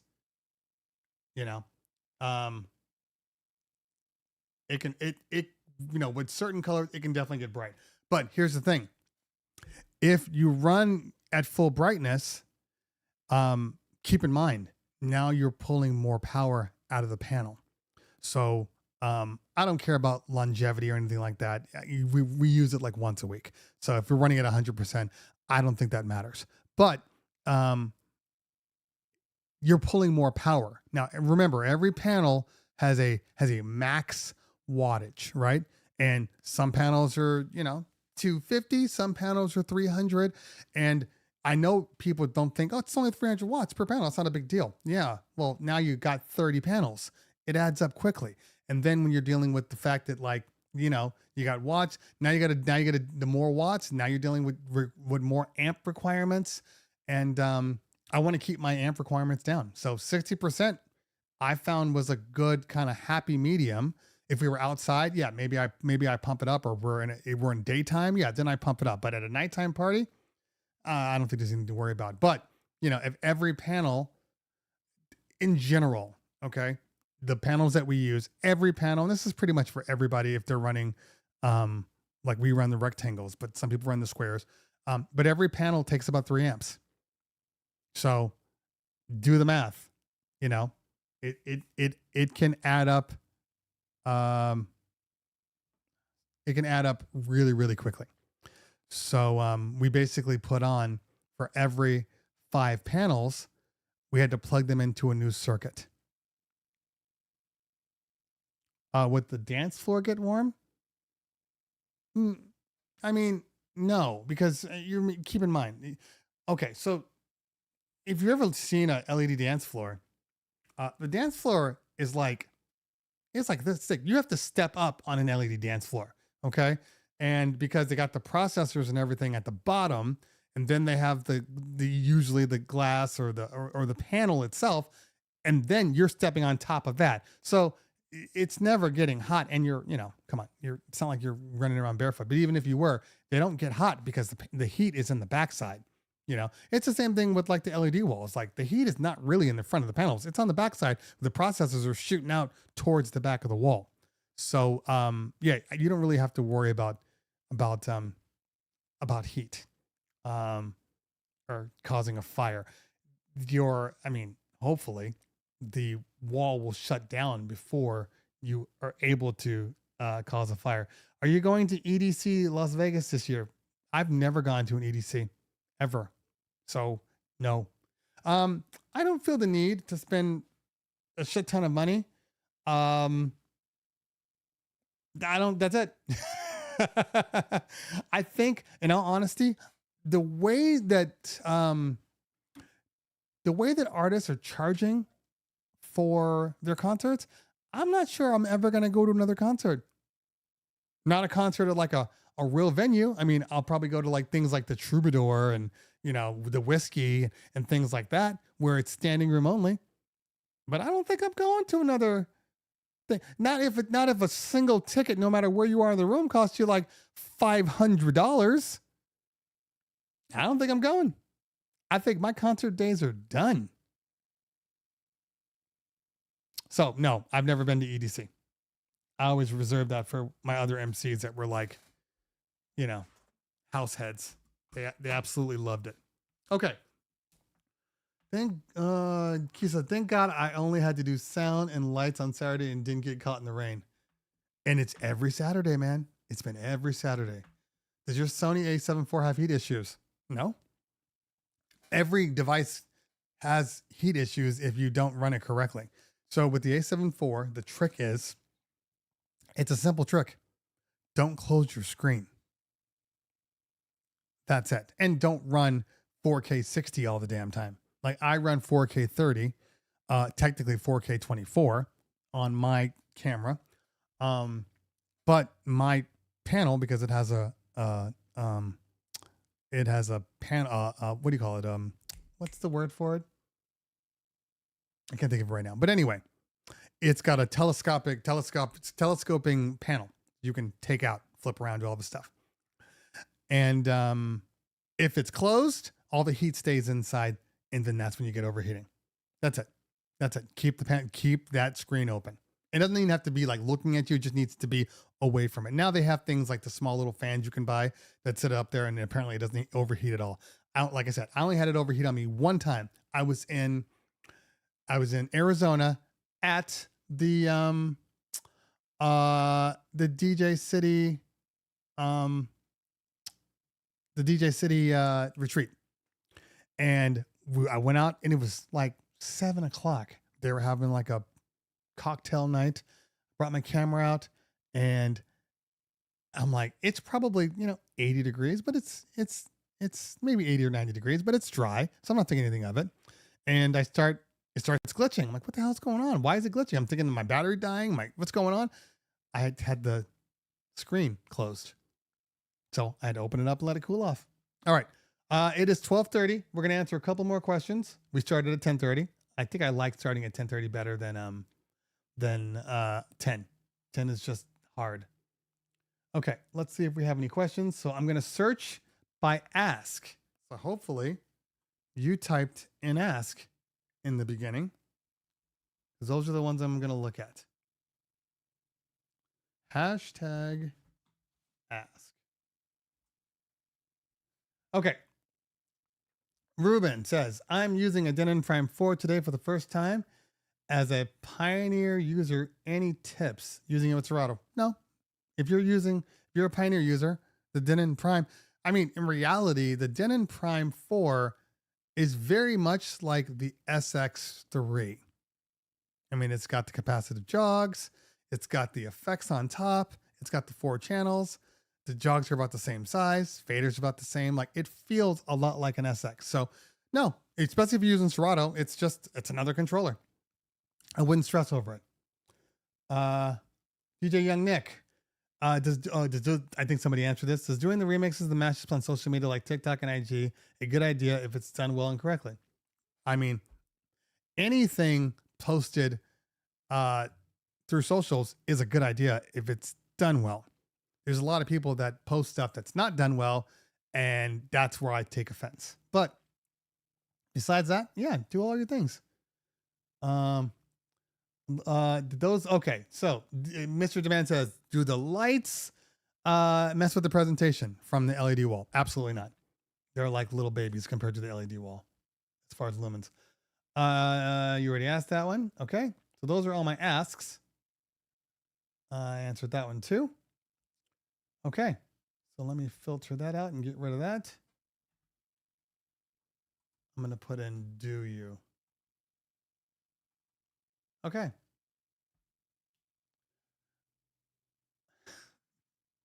All right.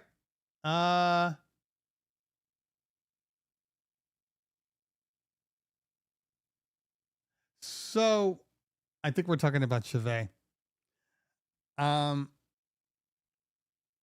Okay. I will continue to say it even if they don't like it. Even if they don't like it. I'm just clearing some stuff out. They are the first to be like, everything we do on our own. We don't take and repurpose lighting. Everything is our spec and our say so. And every time they say that, I'm like, great. And then I go on to Alibaba and I see something that looks just like a light that they have. Or I can't understand why every time they come out with a new light fixture a year later, it's discontinued. Why would it be discontinued if it's a hot? And it's not like, at first I was like, well, maybe people just don't like it. Then I go online and everybody's like, why'd you discontinue this? I have like 40 of them. And then it made sense. The reason why they have to discontinue it.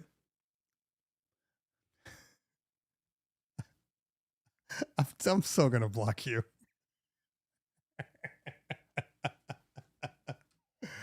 The reason that things get discontinued and why they have here, let me just show you real quick.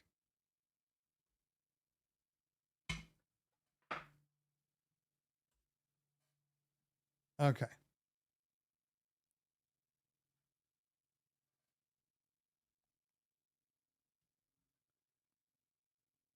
Oh, I'm not in.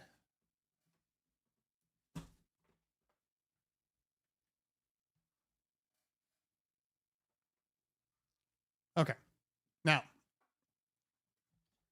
rid of all these WMXs.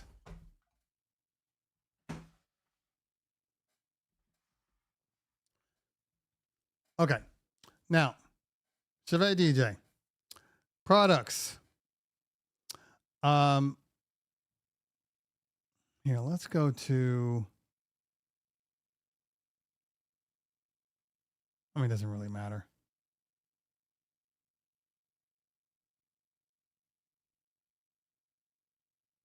By the way, we have these. This used to be a 6-pack. Now it's a 4-pack. It absolutely, I have the box. It's a 6-pack. Charge the same price, take away 2. You're not slick. We see you. Okay. Now let's go to.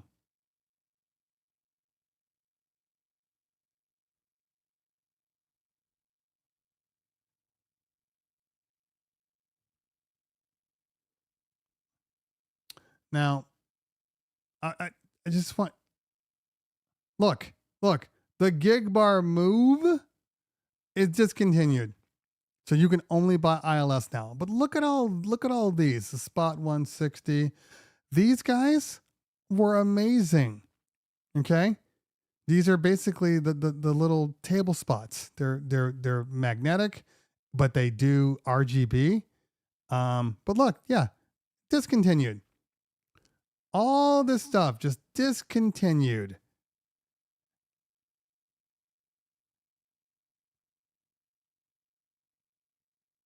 Like, why is this discontinued? You can tell me that nobody, you see what I'm saying? So this is what I have determined. Hey, look, P, discontinued. We have a couple of these. This is what I have determined. The reason why things are getting discontinued is because they are buying them from specific companies overseas, badging them a specific way, and then the company runs out. And then they just buy a new model of the same thing that has a couple of more features.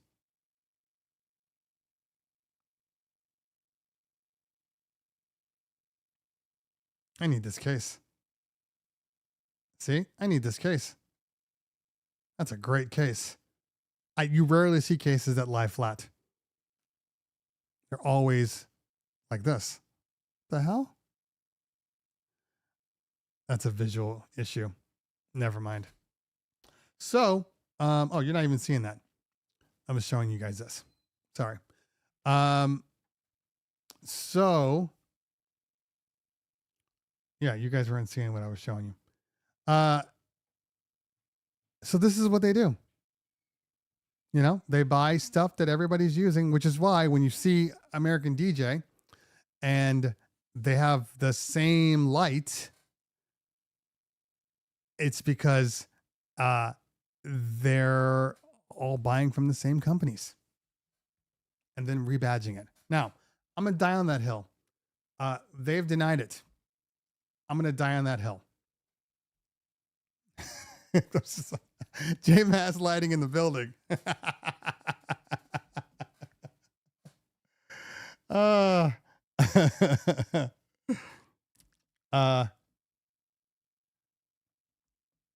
Anyway, so yeah, that is that's what I believe.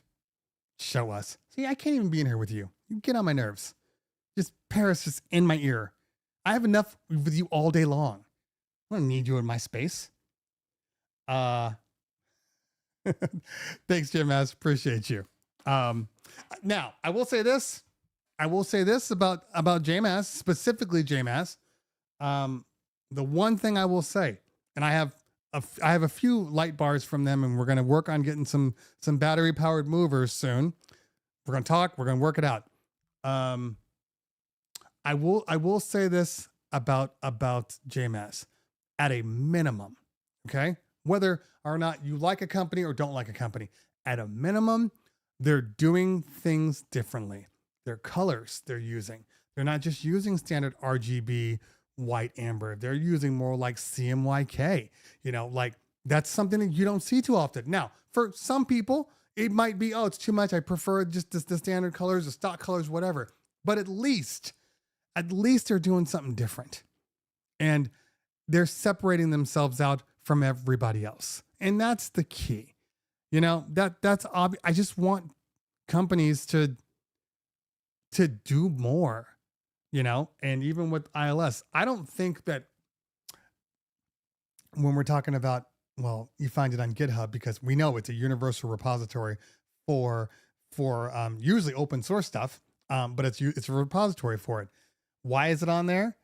Maybe because it's not their programming. Maybe they're just licensing it from someone else. I wouldn't put that past Chevet, in all honesty. And this is coming from a person that uses Chevet products, okay? So if anybody should be allowed to talk about a company, it's the person that owns legitimately like 60 Chevet Freedom Power Hex uplights, at least 8 to 10 Chevet movers, trusses full of Chevet fixtures from the top to the bottom. So when people are like, yo, man, why are you just hating on Chevet? I'm not hating on Chevet. I use Chevet. That's why I can talk about Chevet. I have been burned by Chevet so many times. Now, do I think that they're a bad company? No. Do I think that they should be doing so much more? Absolutely. Absolutely. I'm more disappointed with Chevet than I am, because sometimes they'll do something and it's really good. But a lot of the time, once they separated out the Chevet lines, and then they had Chevet DJ, and then all of their pro ones. They first tried to make the Chevet DJ all the budget cheap stuff, all the stuff they could just buy from overseas and then rebadge it. That's what I believe. And they made a hell of a profit, because we all know what stuff costs overseas, and we know what Chevet is charging for said lights. When I realized, and again, remember, I have at least 70 plus overseas uplights. They've worked well since we bought them in 2020. Haven't had an issue. Okay. I still go back to my Chevets though. Just because of the connectivity, my Chevet DMX XLRs, the fact that it can talk to a number of things. Like I prefer that the box is smaller, so it's a little easier for me to transport. So I'm not the person that's like, I hate Chevet, don't buy Chevet. I have a lot of Chevet. So I'm not saying don't buy, but I am saying that the box of 9 uplights that we have, the 9 Freedom Power Hex uplights with a charging box, I bought years ago. And I bought them from different companies, but I think IDJ Now was the first place we bought them from. Actually, bought them from Justin from the DJ's Guru before he went off on his own. And even with our deal, I think we paid around $3,200 to $3,500 per box. There's 9 in a box. Okay. So probably $3,600. So 9 in a box, that's $400 per light. And essentially the case was free. Okay. That was our deal. We bought the same lights, same type of lights from overseas. And I think we paid around $4,000. Okay.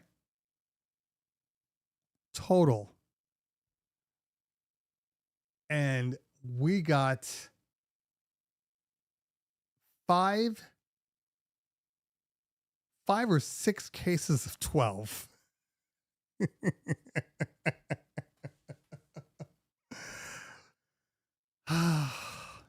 In China, they just call them knockoffs. Fair enough.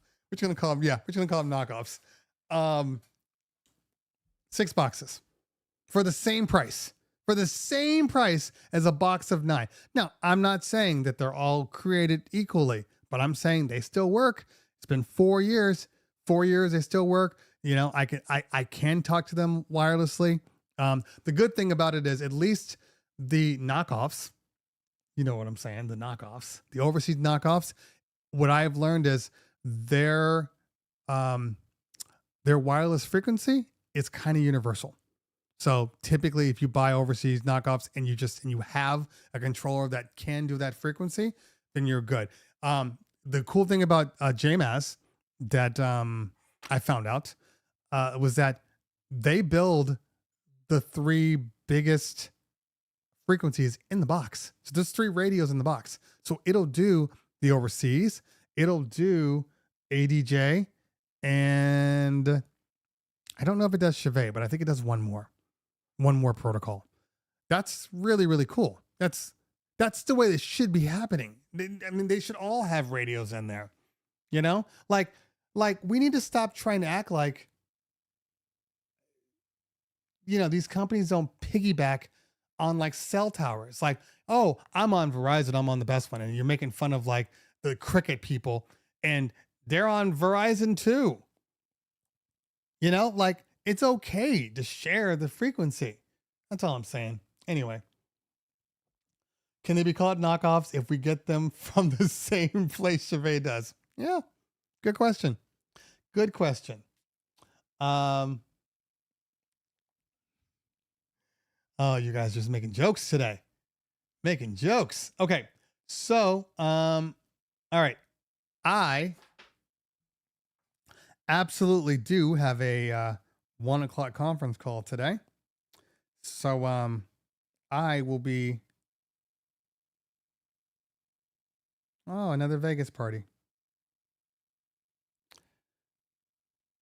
I'm sad. I was supposed to be going to Vegas at the end of the month. I had 2 parties in Vegas. I was on a event on Thursday and then an event on Saturday, and then I was going to DJ Snapback. But now I can't because we just got booked 2 video walls. So I have to stay in town for them damn video walls, which I say sarcastically enough. I'm okay because that's extra money in my pocket. And I like extra money. And we all should. I'm going to make a lot more off those LED walls than I am going to make DJing at Lucky Day. Yeah, I think we all kind of found out. Kalo says it's like buying Bounty and the Target brand. I think we found out over the pandemic that in general, there's a lot of companies out there. There's a lot of like, you know, that are all pretty solid. And then you find out that like, oh, hey, Kirkland, oh, you're made by this company and you're made by this company. You're made by this company. Still quality. Kirkland vodka. I think it's the French vodka is great vodka. Big ass bottle for $20. I wish I could say the same for their tequila. I'm not loving their tequila. But their vodka, very, very good.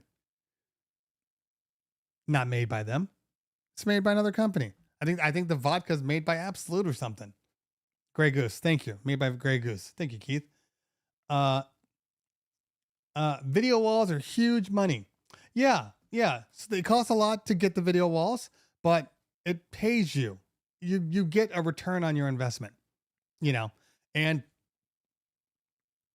if at all possible, you can connect with some people that are always using them. It's its own business.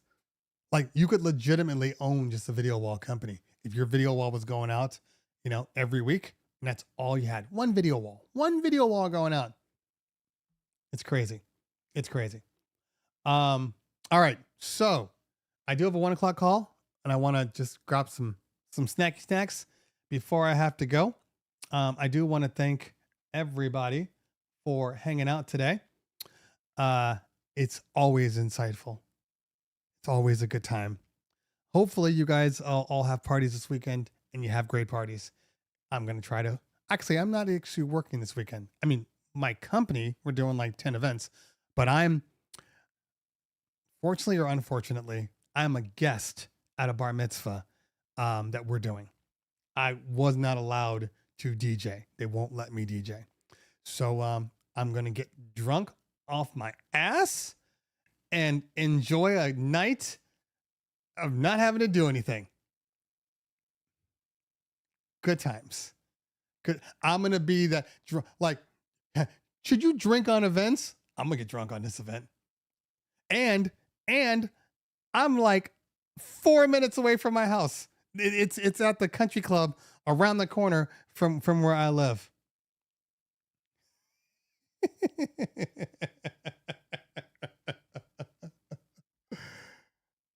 The wife's going to be there too. No, the whole family's invited. We're all family friends. So, you know, we're all going and, but she's working the photo booth. She's like, no, I'm getting paid. I'm working the photo booth. And, my son is the DJ. So I'm just going to sit there. You know what the best feeling is? The best feeling about owning a DJ company or owning any company, any business where you have people that are going out to represent you.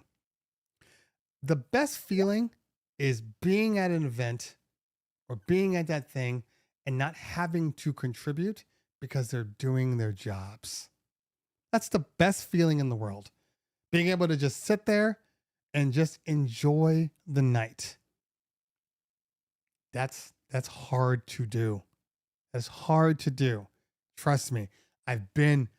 We've had people that were mediocre or questionable, and we're at this party like, you know what? Here. I I have a I worked for another company before we started our company. And I'm not going to name any names, but the owner was kind of an egomaniac. Okay. We were friends. He wasn't an egomaniac to me. He respected me, but we were friends. And I happened to be emceeing. No.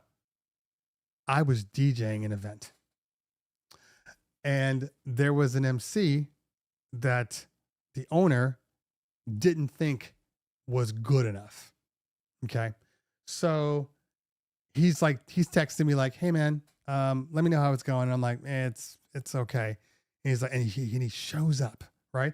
He shows up. Now, remember, think about this. You're on an event. What are you wearing? You're usually wearing like a black, maybe blazer, maybe a button-up shirt or something clean. You know, you got black pants on, you got nice shoes on, whatever. Okay.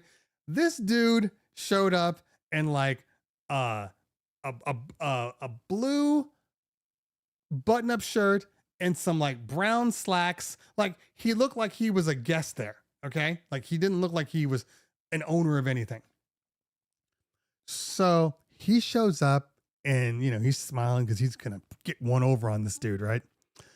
And he's making the MC nervous because he's there. You know, anytime an owner is at a place, usually the people get a little nervous at first and you're like, hey man, don't worry about it. Just do your job. Like, I'm not here to get on you.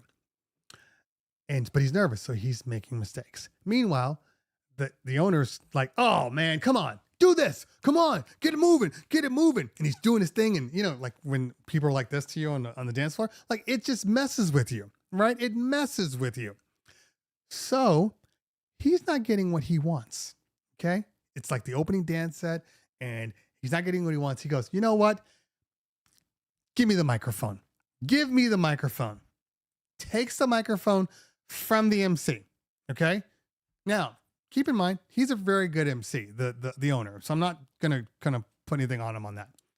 Gets on the microphone. Ladies and gentlemen, get your hands up in the air. Blah, blah, blah, blah, blah. Clap your hands to the beat. Clap. Everybody's clapping. The crowd's on the dance floor. They're raging, right? He's got him going. And look, I don't lie in my stories. I don't embellish. These are all truths. Okay. So understand that these are truths. Crowd is popping now. He turns to him, takes the microphone, slams it into his chest and says, that's how you do it. And walks away.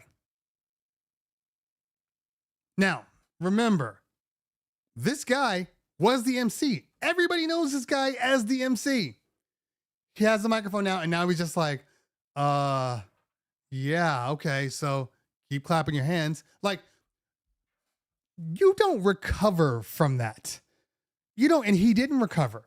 But, you know, the owner had to show him up, had to make him feel a certain way. Here's the funny thing about this, okay? And this is it. When we went off on our own, that MC quit, by the way. When we went on our own, that MC came with us. Okay. I was like, I'm not working. I'm going to work for you guys. And he was just known throughout that company as, oh, he sucks. Never going to amount to anything. Okay. He came to us. We treated him nicely. He was always with me all the time. And when he sucked, I'd be like, hey man, you might want to do this or figure this out. You didn't notice this. And I need you to check this. Cause I MC'd for 10 years before I DJ'd before, but this company I MC'd for 10 years. So I know what an MC is supposed to be doing. I know what a DJ is supposed to be doing. I know what they're all supposed to be doing. Cause I was a dancer too. So, I would say that to him, you know, whatever, but I would go, he's learning. He'll get better. But in the meantime, I will mask him with my DJing. So his weaknesses, I will then add more strength to, so it'll hide all his weaknesses. Okay. So we're going, it's a few months, right? We're doing parties. And finally there's one party. Remember exactly where it is. We are at the Four Seasons in Westlake. And we're rocking this party, like 300 people. You know, it's a big party. You know, we were kind of like the it company, so people were booking us, all Calabasas clients. And the client's name was Stacy. I remember this. Like I said, I don't lie. This is all truth. Client's name was Stacy. I'm not going to say her last name because she was an entertainer. Anyway, he gets through the opening dance set. It was just okay at best. Pretty much mediocre. And he gets through, and the floor is packed because I'm still DJing my ass off. And he walks up to me. And he's standing there for a minute. I'm still DJing, and he's standing for me, and he turns around and looks at me and goes, "That was trash, wasn't it?" And I looked at him and I said, "Yep." And I kept on going. Because him recognizing that it's trash is far more important than me telling him it's trash. Once you can recognize what your weaknesses are, once you can be constructively critical of yourself, that's when you become better at anything. Not just emceeing, not just DJing, but just in life. Once you can step back and say, "Oh, okay, I see what I'm doing. I see it." After that, night and day different. He was the top requested MC from our company besides Paris for years, until he went off and left because he wanted to do other things, not because he wasn't good. Top requested MC.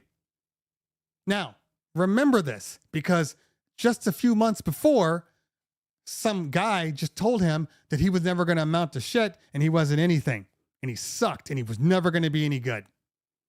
Just keep that in mind. Keep that in mind. You know, one man's trash.